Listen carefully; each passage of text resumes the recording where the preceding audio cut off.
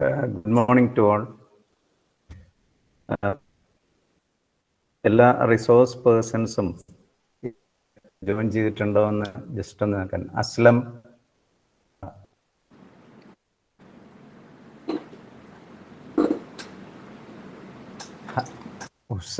ഹസൈൻ കണ്ടു, പ്രിയനെ കണ്ടു.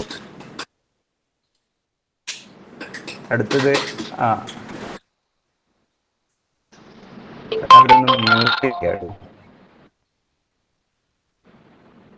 ബാക്കി resource persons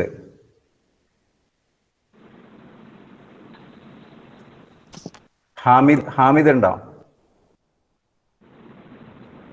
Sabeer? Yes, sir. Okay. Hamid, Musfar? Okay. Aslam villain വന്നിട്ടുണ്ട്.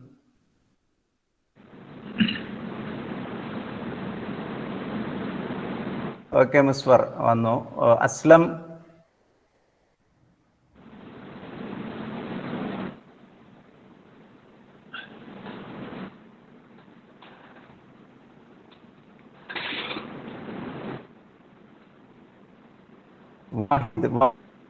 Welcome to speech. Yes, sir. Okay. Then Hina is here, right? Hina.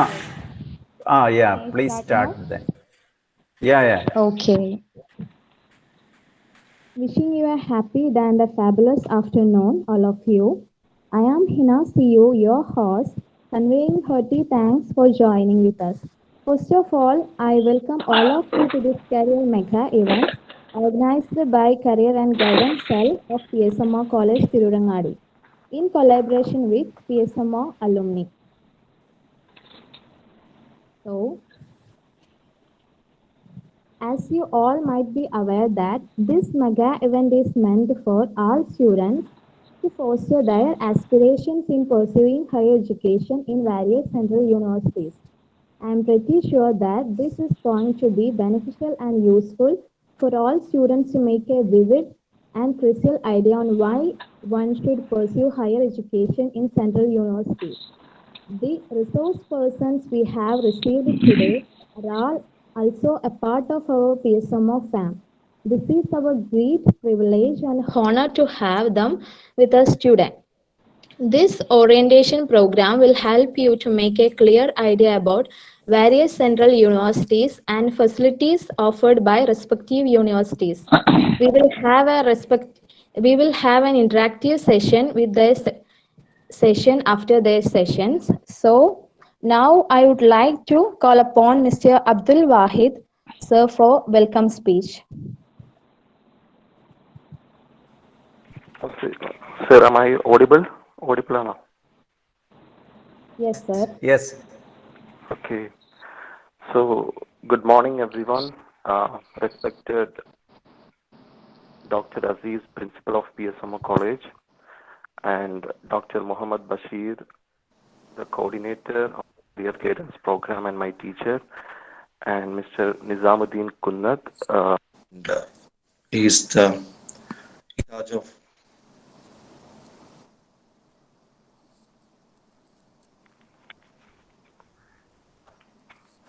Hello.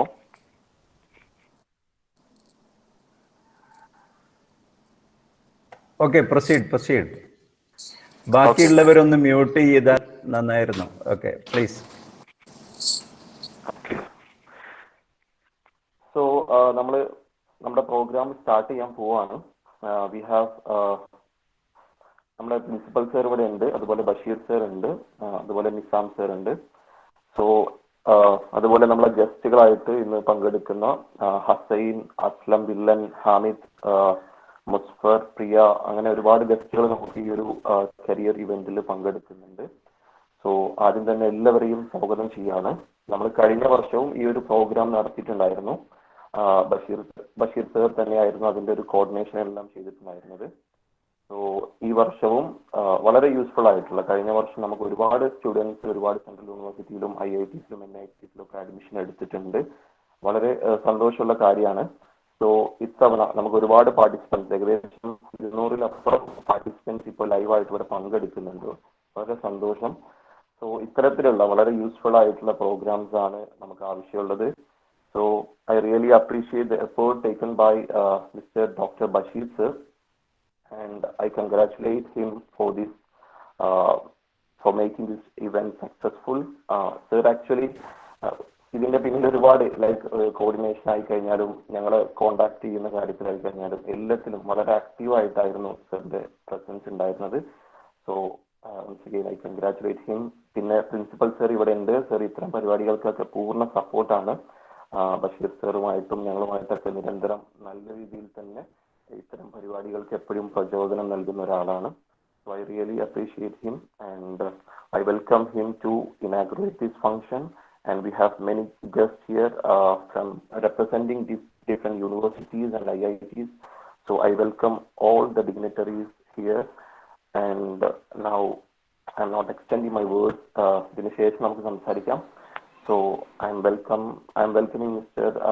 Dr. Bashir sir for his presidential address. Thank you. Okay, Thank you, Wahid sir. Thank you. Now, to preside over the function, I invite Dr. Bashir sir, the coordinator of Career Cell. Okay, good morning to all. I'm very happy here because we have very good number of participation in this event, and we don't have enough time, so I am summarizing my talk in few words. ഈ ഒരു programme ഉണ്ടായത് ഒരു alumni WhatsApp ഗ്രൂപ്പിൽ നിന്നാണ്. Alumni WhatsApp group, it consists of students from Premier Institute. It has been created in 2017, and a group of teachers and students, they were collecting data from the students, alumni students, and passed such information to our students. So we have created that group for such purpose. And before 2 years, we have conducted career orientation.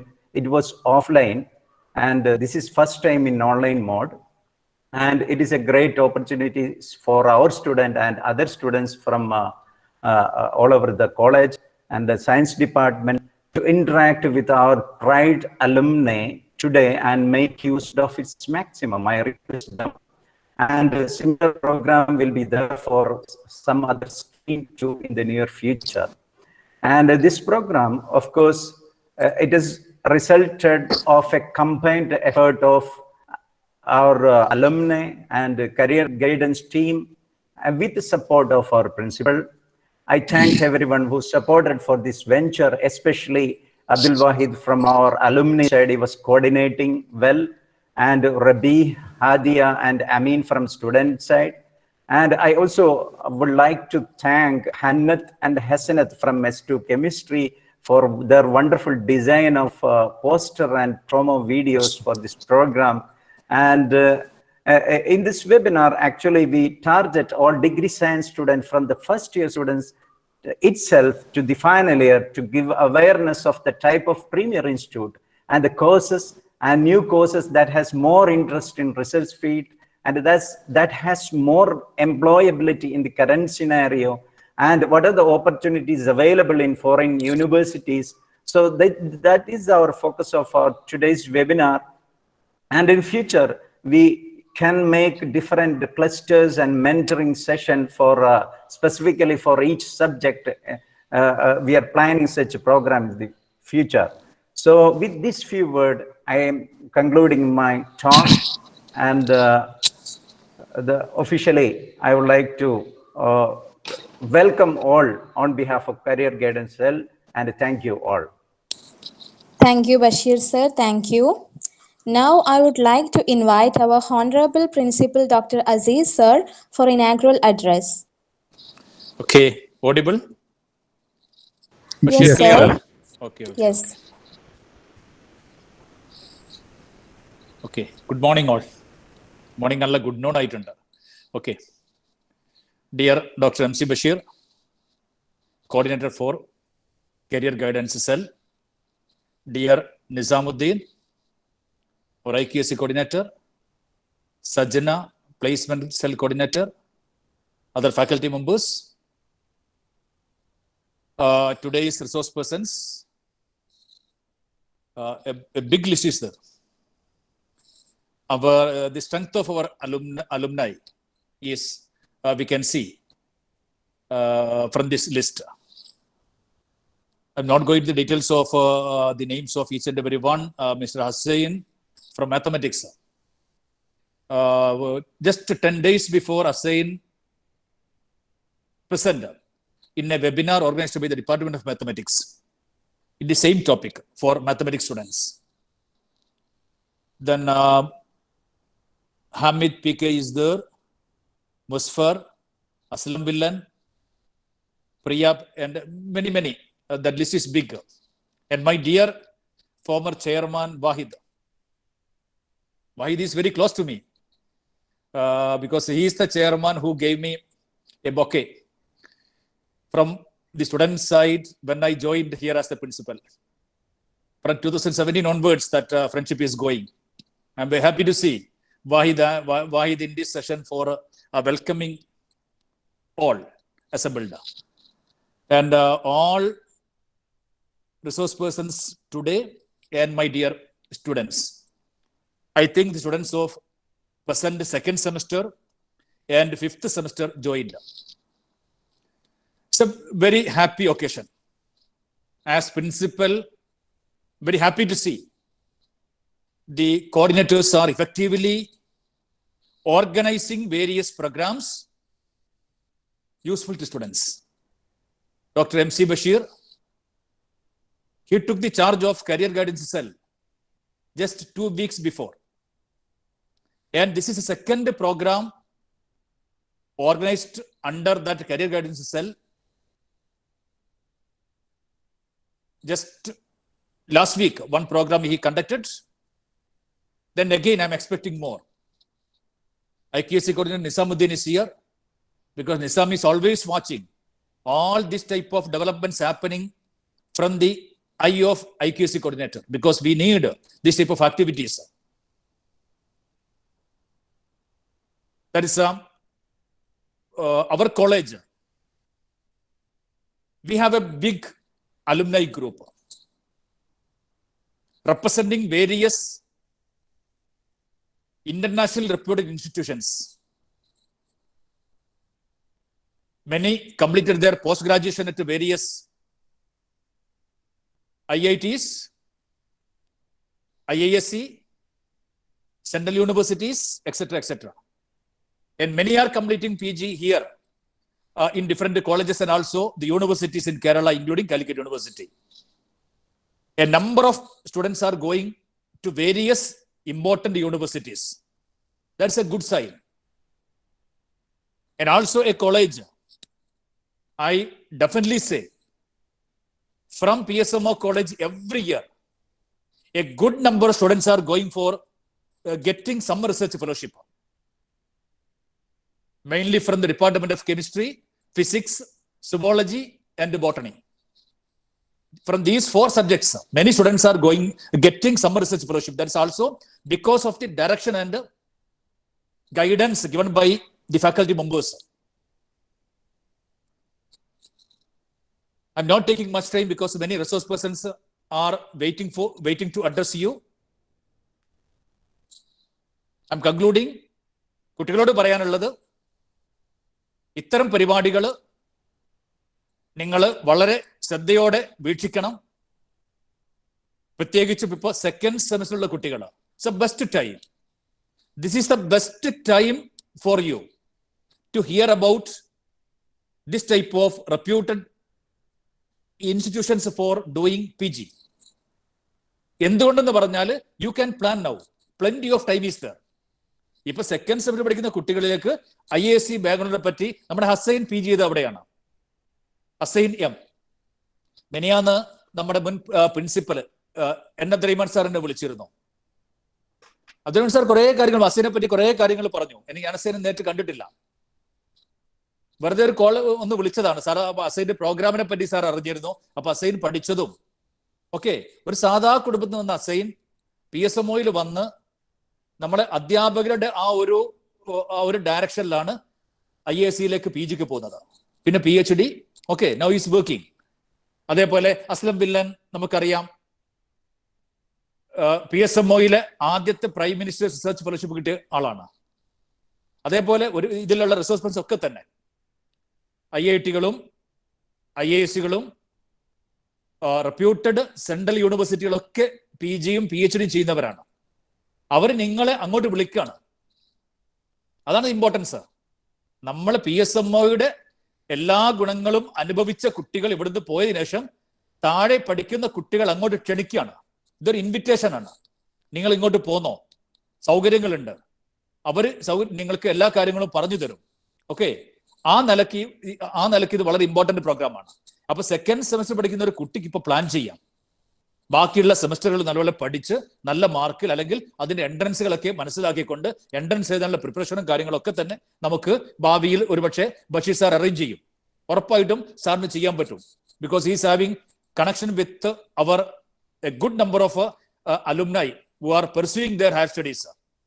അപ്പൊ അതുകൊണ്ട് അവർക്ക് ഉപയോഗപ്പെടുത്തിക്കൊണ്ട് ഓരോ യൂണിവേഴ്സിറ്റിയെയും സംബന്ധിച്ച അവരുടെ selection methods ഒക്കെ sir നിങ്ങൾക്ക് ഭാവിയിൽ തരും. അതുകൊണ്ട് ഇപ്പൊ ഫസ്റ്റ് സെക്കൻഡ് സെം പഠിക്കുന്ന കുട്ടികളാണെങ്കിലും ഫിഫ്ത്ത് സെം പഠിക്കുന്ന കുട്ടികളാണെങ്കിലും ഈ കാര്യങ്ങൾ മനസ്സിലാക്കിക്കൊണ്ട്, ഇപ്പൊ ഫിഫ്ത്ത് പഠിക്കുന്ന കുട്ടികൾ അടുത്ത വർഷം ഡിഗ്രി ഫൈനൽ പരീക്ഷ എഴുതുന്നതിന് മുമ്പ് ഒരു പക്ഷേ അപേക്ഷ കൊടുക്കേണ്ടി വരും. ഈ വർഷം നമുക്ക് ആ ഒരു ടൈം കഴിഞ്ഞു പോയിരുന്നു. സെൻട്രൽ യൂണിവേഴ്സിറ്റികളൊക്കെ തന്നെ, ഈ സെൻട്രൽ യൂണിവേഴ്സിറ്റിയും ഇത്തരം ഇൻസ്റ്റിറ്റ്യൂട്ട്സ് ഒക്കെ തന്നെ കോവിഡ് ഒക്കെ ആണെങ്കിലും അവരുടെ എൻട്രൻസ് ഒക്കെ അവരുടെ സമയത്ത് തന്നെ അപേക്ഷ വിളിച്ചു പോയിട്ടുണ്ട്. അതുകൊണ്ട് ആ കൃത്യം സമയത്ത് ഞാൻ ബഷീറോട് പറയുന്നു, ഇത്തരം താല്പര്യമുള്ള കുട്ടികളെ ഒരു ഗ്രൂപ്പിൽ നിലനിർത്തിക്കൊണ്ട്, ഓക്കെ, ഈ ഇൻഫർമേഷൻസ് വരുന്നത് കൃത്യമായിട്ട് അവർക്ക് പ്ലേസ് ചെയ്യുന്ന ഒരു സെറ്റപ്പ് ഉണ്ടാക്കിയെടുത്താൽ നമുക്ക് ഒരുപക്ഷെ ഒരുപാട് നല്ലതായിരിക്കാം. ഓക്കെ, ആ നിലക്ക് നമുക്ക് മുമ്പോട്ട് കൊണ്ടുപോകാൻ പറ്റും.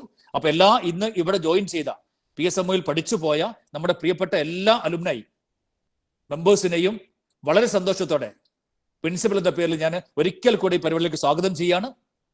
ബഷീർ സാറും നിസാം സാറും ഈ കാര്യങ്ങൾ ഏറ്റെടുത്ത് നല്ല കൊണ്ട് രണ്ടുപേരെയും ഞാൻ അനുമോദിക്കുകയാണ്. ബാക്കി എല്ലാ സ്റ്റാഫംഗങ്ങളും എല്ലാവർക്കും ആശംസകൾ നേരുന്നു.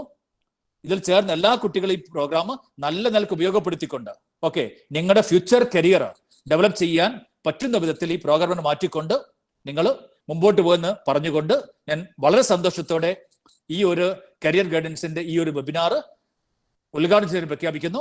നന്ദി, നമസ്കാരം. Thank you, sir. Thank you. Now, I would like to call upon Mr. Nizamuddin, sir, for felicitation. Yeah, thank you, Hina. Hope I am audible. Most respected and beloved Yes, principal. Sir. Hope I am audible. Yes, sir, you are audible. Yeah, dear Dr. Bashir, Dr. Sajna, and a bunch of extraordinary list of resource persons.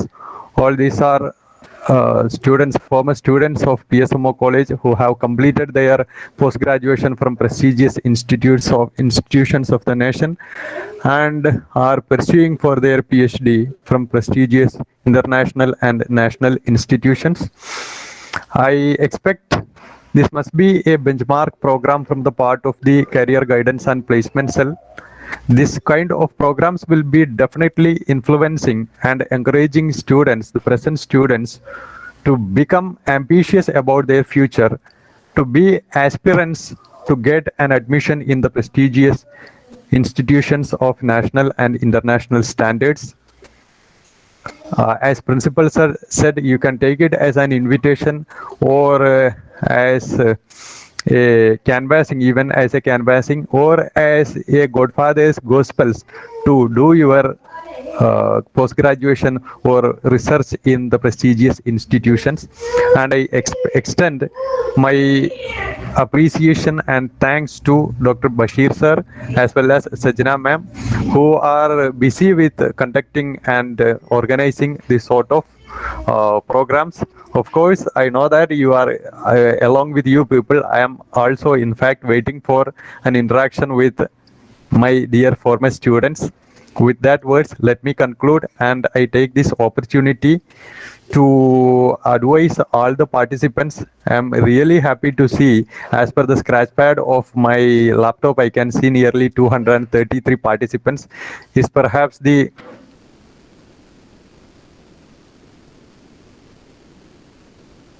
flourishing number of participation as long as any sort of this kind of online programs that we have been conducting. Let me take this opportunity to thank you once again to the career guidance and placement. Thank you. Sir. Thank you.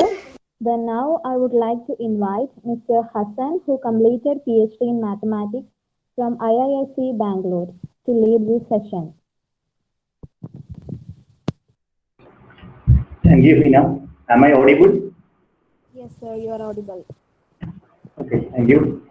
ആദ്യമായിട്ട് ഈ പരിപാടിയിൽ പങ്കെടുക്കാൻ സാധിച്ചതിൽ വളരെയധികം സന്തോഷമുണ്ട്. എനിക്ക് ചുരുങ്ങിയ സമയമാണുള്ളത്, അതിൻ്റെ ഉള്ളിൽ മാക്സിമം ഞാൻ കാര്യങ്ങൾ പറയാൻ ശ്രമിക്കാം. ഞാനിന്ന് എന്നെ കുറിച്ച് പറയുകയാണെങ്കിൽ 2009-2012 കാലഘട്ടത്തിൽ PSMO നിന്ന് BSc മാത്സ് കഴിഞ്ഞു. അതിനുശേഷം IISc-യിലേക്ക് ഇന്റഗ്രേറ്റഡ് PhD ജോയിൻ ചെയ്തു. 2012 മുതൽ 2019 വരെ 19 ഇന്റഗ്രേറ്റഡ് PhD കംപ്ലീറ്റ് ചെയ്തു. അതിനുശേഷം ഒരു വർഷം IISc തന്നെ റിസർച്ച് അസോസിയേറ്റ് ആയിട്ട് വർക്ക് ചെയ്യുകയുണ്ടായി. ഇപ്പോൾ കറന്റ് ഞാൻ വർക്ക് ചെയ്യുന്നത് ഇൻസ്റ്റിറ്റ്യൂട്ട് ഓഫ് മാത്തമാറ്റിക്കൽ സയൻസ് ചെന്നൈയിൽ പോസ്റ്റ് ഡോക്ടറായിട്ട് വർക്ക് ചെയ്യാം. അപ്പൊ ഞാനിവിടെ IISc-യെ കുറിച്ച് ചെറിയ ഇൻട്രൊഡക്ഷനും അതുപോലെ IISc-ൽ എന്തെല്ലാം ആക്ടിവിറ്റീസ് ആണ് നടക്കുന്നത് എന്നുള്ളതിനെ കുറിച്ചും പിന്നെ എന്റെ ചെറിയ എക്സ്പീരിയൻസുമാണ് നിങ്ങൾ മുമ്പിൽ ഷെയർ ചെയ്യാൻ വിചാരിക്കുന്നത്. IISc-യെ കുറിച്ച് പറയുകയാണെങ്കിൽ ആ പേര് സൂചിപ്പിക്കുന്ന പോലെ തന്നെ സയൻസുമായി ബന്ധപ്പെട്ട എല്ലാ മേഖലകളിലും റിസർച്ച് നടക്കുന്ന സ്ഥാപനമാണ് IISc. ഇപ്പൊ നമ്മള് മാത്സ്, ഫിസിക്സ്, കെമിസ്ട്രി, ബയോളജി പോലുള്ള പ്യുവർ സയൻസുകളും അതുപോലെ തന്നെ അപ്ലിക്കേഷൻ ലെവലിലുള്ള എഞ്ചിനീയറിംഗ് സയൻസുകളെല്ലാം ഉൾക്കൊള്ളിച്ച് സയൻസുമായി ബന്ധപ്പെട്ട എല്ലാ മേഖലകളിലും കൂടിയിട്ട് ഏകദേശം 45ഓളം ഡിപ്പാർട്ട്മെന്റുകളുണ്ട് IISc-യിലുണ്ട്. ഇതിലൊക്കെ റിസർച്ച് നടക്കുന്ന സ്ഥലമാണ് IISc. അവിടെ നമ്മൾ കെമിസ്ട്രി ഒക്കെ നോക്കുകയാണെങ്കിൽ കെമിസ്ട്രി എന്ന ഡിപ്പാർട്ട്മെന്റ് അല്ല ഉള്ളത്, അതിന് പകരം ഓർഗാനിക് കെമിസ്ട്രി ഒരു ഡിപ്പാർട്ട്മെന്റ് ആണ്. അതുപോലെ തന്നെ inorganic chemistry and physical chemistry department ആണ്. പിന്നെ കെമിസ്ട്രിയുടെ പല എഞ്ചിനീയറിംഗ് സൈഡിലെ ഒരുപാട് കാര്യങ്ങൾ കൂടിയുള്ള ഡിഫറെന്റ് ടൈപ്സ് ഓഫ് ഡിപ്പാർട്ട്മെന്റ്സുകളാണ് ഉള്ളത്. അവിടെ ബേസിക്കലി അക്കാദമിക് പ്രോഗ്രാമുകൾ എന്ന് പറയുന്നത് നമ്മൾ ഒരു +2 കഴിഞ്ഞ ഒരാൾക്ക് അവിടെ ജോയിൻ ചെയ്യാൻ പറ്റുന്നത് ഒരു ഡിഗ്രി കോഴ്സ് ഉണ്ട്, BS പ്രോഗ്രാം ഉണ്ട്. 4 വർഷത്തെ കോഴ്സാണുള്ളത്. +2 സയൻസ് കഴിഞ്ഞ ഒരാൾക്ക് ജോയിൻ ചെയ്യാൻ പറ്റും. അപ്പൊ അത് 4 വർഷത്തെ കോഴ്സ് ചെയ്യണം. അപ്പൊ അതിൽ അവർ എക്സാം എഴുതേണ്ടത് ഈ KVPY അതുപോലെ തന്നെ നീറ്റ് എക്സാം, IIT JEE പോലുള്ള നാഷണൽ ലെവലിലുള്ള എക്സാം എഴുതിയിട്ടാണ് സെലക്ഷൻ നടക്കുന്നത്. പിന്നെ സെക്കൻഡ് കാറ്റഗറി വരുന്നത് ഡിഗ്രി കഴിഞ്ഞ ഒരു BSc കെമിസ്ട്രിയോ BSc മാത്സോ കഴിഞ്ഞ ഒരാൾക്ക് ജോയിൻ ചെയ്യാൻ പറ്റുന്നതാണ്. അത് ഇന്റഗ്രേറ്റഡ് PhD കോഴ്സ് ആണുള്ളത്. MSc-യും PhD-യും കൂടെ കമ്പൈൻ ചെയ്ത കോഴ്സാണ്. അപ്പൊ അത് ഏകദേശം ഒരു 5 മുതൽ 7 വർഷം വരെയാണ് അതിന്റെ കാലാവധി ഉണ്ടാവുക. അതിൽ നമ്മൾ ജോയിൻ ചെയ്യണമെന്നുണ്ടെങ്കിൽ നമുക്ക് 4 സ്ട്രീമിലാണ് അത് കോഴ്സ് നടക്കുന്നത്: മാത്സ്, ഫിസിക്സ്, കെമിസ്ട്രി, ബയോളജി. അപ്പൊ അതിലേക്ക് ജോയിൻ ചെയ്യാൻ വേണ്ടി നമ്മൾ IIT JAM എക്സാം ആണ് എഴുതേണ്ടത്. എല്ലാവർക്കും അറിയാൻ തോന്നുന്നു. അപ്പോൾ IIT JAM എക്സാമിന് കഴിഞ്ഞതിന് ശേഷം നമ്മൾ ഈ കോഴ്സിന് വേണ്ടി അപ്ലൈ ചെയ്യുക. ഒരു എക്സ്ട്രാ ഇന്റർവ്യൂ IISc നടത്തുന്നുണ്ട് ഈ ജാമിന് ശേഷം. പിന്നെ ഉള്ളത് നമ്മൾ PG കഴിഞ്ഞിട്ട്, ഇപ്പൊ നമ്മൾ MSc-യോ അല്ലെങ്കിൽ മറ്റുള്ള PG-യോ കഴിഞ്ഞതിന് ശേഷം നമുക്ക് ജോയിൻ ചെയ്യാൻ പറ്റുന്നതാണ്. PhD-ക്ക് ജോയിൻ ചെയ്യാൻ പറ്റും റിസർച്ച് ഓറിയന്റഡ്. ഓരോ റെസ്പെക്റ്റീവ് ഡിപ്പാർട്ട്മെന്റുകൾ നമുക്ക് ജോയിൻ ചെയ്യാൻ പറ്റും. അല്ലെങ്കിൽ നമുക്ക് ഫിസിക്സിൽ ഒരു MSc ഉള്ള ഒരാൾക്ക് വേറെ എഞ്ചിനീയറിംഗ് ഡിപ്പാർട്ട്മെന്റിലോ ഫിസിക്സുമായി ബന്ധപ്പെട്ട വേറെ ഒരുപാട് ഡിപ്പാർട്ട്മെന്റിലൊക്കെ ജോയിൻ ചെയ്യാവുന്നതാണ്. പിന്നെയുള്ളത് PhD കഴിഞ്ഞ ആളുകൾക്ക് കൂടുതൽ റിസർച്ച് ചെയ്യാൻ വേണ്ടി പോസ്റ്റ് ഡോക് പൊസിഷൻസും ഒക്കെയാണുള്ളത്. അതുകൂടാതെ ഈ നമ്മൾ സമ്മർ പ്രോജക്റ്റ് ചെയ്യാൻ പോകുന്നതാണ്. നമുക്ക് 2 മാസം വെക്കേഷൻ സമയത്ത് 2 മാസം IISc-ൽ പോയിട്ട് റിസർച്ച് ചെയ്യാനുള്ള ഒരു ഓപ്ഷനും കൂടെ ഉണ്ട്. അതല്ലെങ്കിൽ നമ്മൾ MSc ചെയ്തുകൊണ്ടിരിക്കുന്ന സമയത്ത് നമ്മൾ ചെയ്യുന്ന പ്രോജക്റ്റ് IISc-ലെ ഒരു സാറുടെ കൂടെ കീഴിൽ ചെയ്യാനും IISc ലാബ് ഫെസിലിറ്റീസ് ഒക്കെ ഉപയോഗിച്ച് ആ പ്രോജക്റ്റ് കംപ്ലീറ്റ് ആക്കാനും നമുക്ക് ഒരു 6 മാസത്തെ നമുക്ക് അവിടെ IISc-ൽ താമസിച്ചുകൊണ്ട് നമ്മുടെ റിസർച്ച് നടത്താവുന്നതാണ്. ഇതൊക്കെയാണ് അതിൽ IISc-ൽ അക്കാദമിക് പ്രോഗ്രാം വരുന്നത്. അതിൽ നമ്മൾ ഇവിടെ ഈ ഓഡിയൻസിൽ സംബന്ധിച്ചിടത്തോളം എല്ലാവരും ഡിഗ്രി ചെയ്യുന്നവരാണ്. അപ്പോൾ അവർക്ക് പ്രധാനപ്പെട്ടത് ഇന്റഗ്രേറ്റഡ് PhD കോഴ്സ്. ഈ ഇന്റഗ്രേറ്റഡ് PhD കോഴ്സിൽ ഞാൻ പറഞ്ഞു മാത്സ്, കെമിസ്ട്രി, ബയോളജി, ഫിസിക്സ് ഈ 4 സ്ട്രീമിലാണ് ഉള്ളത്. പക്ഷെ ഇന്റഗ്രേറ്റഡ് PhD കോഴ്സിന്റെ വളരെ പ്രധാനപ്പെട്ട ഒരു അഡ്വാൻറ്റേജ് എന്ന് പറഞ്ഞാൽ നമുക്ക് മന്ത്ലി 16,000 രൂപ വെച്ച് സ്റ്റൈപ്പൻഡ് കിട്ടും. ഫസ്റ്റ് 2 വർഷം നമുക്ക് ഏകദേശം 16,000 രൂപ മന്ത്ലി സ്റ്റൈപ്പൻഡ് കിട്ടുന്നതാണ്. അതിനുശേഷം നമ്മൾ 2 വർഷം കഴിയുന്നതോടെ നമുക്ക് MSc-യുടെ റിക്വയർമെന്റ് കഴിയും. അത് കഴിഞ്ഞതിന് ശേഷം നമ്മൾ PhD-ക്കാണ് ജോയിൻ ചെയ്യുക. അപ്പോൾ ആ സമയത്ത് നമുക്ക് ഏകദേശം മന്ത്ലി 35,000 രൂപ PhD ഫെലോഷിപ്പിന് തുല്യമായ എമൗണ്ട് മന്ത്ലി കിട്ടുന്നതാണ്. അപ്പോൾ അതാണ് ഇന്റഗ്രേറ്റഡ് PhD മെയിൻ ഇമ്പോർട്ടൻസ് കഴിയുന്നത്. പിന്നെ ഉള്ളത് വേറെ ഞാൻ പറഞ്ഞു IIT JAM എക്സാം ആണ് ഈ ഇന്റഗ്രേറ്റഡ് PhDക്ക് വേണ്ടി എഴുതേണ്ടത്. അതുപോലെ ഞാൻ ഒരു കാര്യം പറയാൻ ആഗ്രഹിക്കുകയാണ്. ഈ ഇന്റഗ്രേറ്റഡ് PhD IISc മാത്രമല്ല ഉള്ളത്, മറ്റുള്ള സ്ഥാപനമായ TIFR Tata institute of fundamental research മുംബൈയിലുള്ള സ്ഥാപനമാണ്. അവരും ഇതുപോലെ ബേസിക് സയൻസുകളിൽ എല്ലാം ഇന്റഗ്രേറ്റഡ് PhD കോഴ്സ് ഓഫർ ചെയ്യുന്നുണ്ട്. അവിടെയും ഇതുപോലെ തന്നെ മന്ത്ലി നല്ല സ്റ്റൈപ്പൻഡ് കിട്ടുന്നതാണ്. അപ്പൊ അവർക്ക് എക്സാം എന്ന് പറഞ്ഞാൽ IIT JAM എക്സാം അല്ല, TIFR സെപ്പറേറ്റ് തന്നെ ഒരു എക്സാം നടത്തുന്നതാണ്. പിന്നെ വേറെ ഒരു സ്ഥാപനമാണ് ഐസർ. എല്ലാവരും കേട്ടിട്ടുണ്ടെന്ന് തോന്നുന്നു. ഇന്ത്യയിലാകെ 7 ഐസറുകളാണുള്ളത്. ഈ 7 ഐസറുകളും തന്നെ ഇന്റഗ്രേറ്റഡ് PhD കോഴ്സുകൾ ഓഫർ ചെയ്യുന്നുണ്ട്. ഇപ്പൊ നമുക്ക് കേരളത്തിലാണെങ്കിൽ ഐസർ ട്രിവാൻഡ്രം ഉണ്ട്. പിന്നെ അപ്പോ ഇവര് ഐസറിലേക്ക് സെലക്ട് ചെയ്യുന്നത് IIT JAMന്റെ സ്കോർ ബേസ് ചെയ്തിട്ടാണ്. നമ്മൾ IIT JAM എഴുതിയതിനു ശേഷം ഐസറുകൾ വിളിക്കുന്ന സമയത്ത് സെപ്പറേറ്റ് ആയിട്ട് അപ്ലൈ ചെയ്യണം. പക്ഷെ ഇന്റർവ്യൂവിന് വിളിക്കുന്നത് IIT JAMന്റെ സ്കോർ ബേസ് ചെയ്തിട്ടായിരിക്കും. പിന്നെ നമ്മൾ കേരളത്തിൽ തന്നെ ഇന്റഗ്രേറ്റഡ് PhD മാത്സിൽ ഓഫർ ചെയ്യുന്ന സ്ഥാപനമാണ് കേരള സ്കൂൾ ഓഫ് മാത്തമാറ്റിക്സ്, കോഴിക്കോടുള്ള ഒരു സ്ഥാപനമാണ്. ഇവര് ഇതുപോലെ തന്നെ സ്റ്റേറ്റ്മെന്റ് കാര്യങ്ങളെല്ലാം കൊടുക്കുന്നുണ്ട്. അതുകൂടാതെ ഇവിടെ സെലക്ഷൻ പ്രൊസീജിയർ എന്ന് പറഞ്ഞാൽ ചെന്നൈ മാത്തമാറ്റിക്കൽ ഇൻസ്റ്റിറ്റ്യൂട്ടിന്റെ MSc മാത്തമാറ്റിക്സിനുള്ള എൻട്രൻസ് എക്സാം ഉണ്ട്. അത് നമ്മൾ എഴുതിയിരിക്കണം.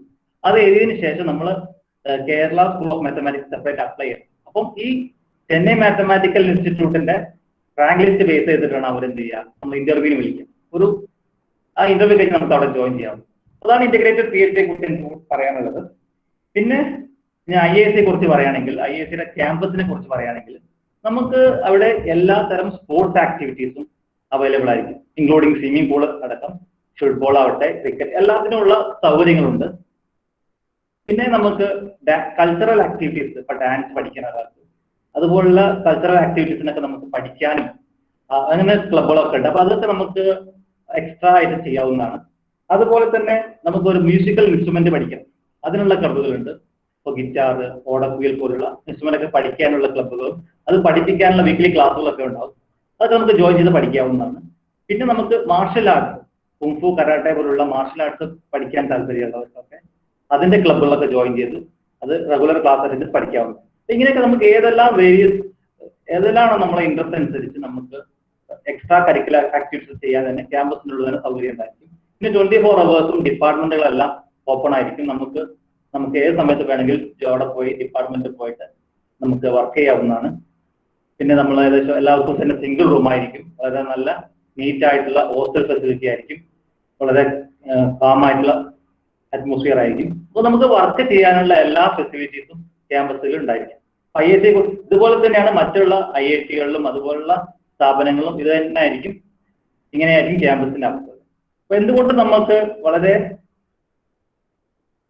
സേഫ് ആയിട്ടുള്ള ഒരു പ്ലേസ് ആയിരിക്കും. അതുപോലെ തന്നെ നമുക്ക് കൂടുതൽ കാര്യങ്ങൾ സബ്ജക്റ്റ് കൂടുതൽ പഠിക്കാനും അതിനുള്ള എല്ലാ അവസരങ്ങളും ഉണ്ടാവും. ഇപ്പൊ നമ്മൾ IIScയിൽ ഇപ്പോൾ ഒരാൾ ഡിഗ്രി ചെയ്യുകയാണെങ്കിൽ അവരുടെ ഒരു ഫ്രണ്ട് സർക്കിൾ എന്ന് പറയുന്നത് അവിടെ PhD ചെയ്യുന്നവരും അതുപോലെ MTech ചെയ്യുന്നവരും എല്ലാവരുമായിട്ടുള്ള ഒരു മിങ്കിൾ ചെയ്തായിരിക്കും അവരുടെ ലൈഫ് വരുന്നത്.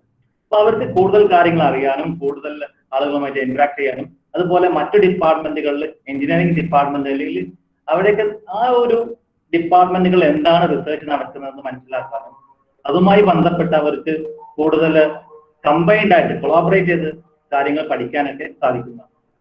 പിന്നെ നമുക്ക് ഇപ്പൊ ഞാൻ ഒരാൾ മാത്സിൽ ജോയിൻ ചെയ്താൽ, ഇന്റഗ്രേറ്റഡ് PhDക്ക് വേണ്ടി ജോയിൻ ചെയ്താൽ അവർക്ക് വേണമെങ്കിൽ കമ്പ്യൂട്ടർ സയൻസിൽ ഡിപ്പാർട്ട്മെന്റുള്ള കോഴ്സ് എടുക്കാം, അല്ലെങ്കിൽ വേറെ ഏത് ഡിപ്പാർട്ട്മെന്റ് ഓഫർ ചെയ്യുന്ന കോഴ്സുകൾ ഓരോ സെമ്മിന് നമ്മൾ 4 സബ്ജക്ട് പഠിക്കണം.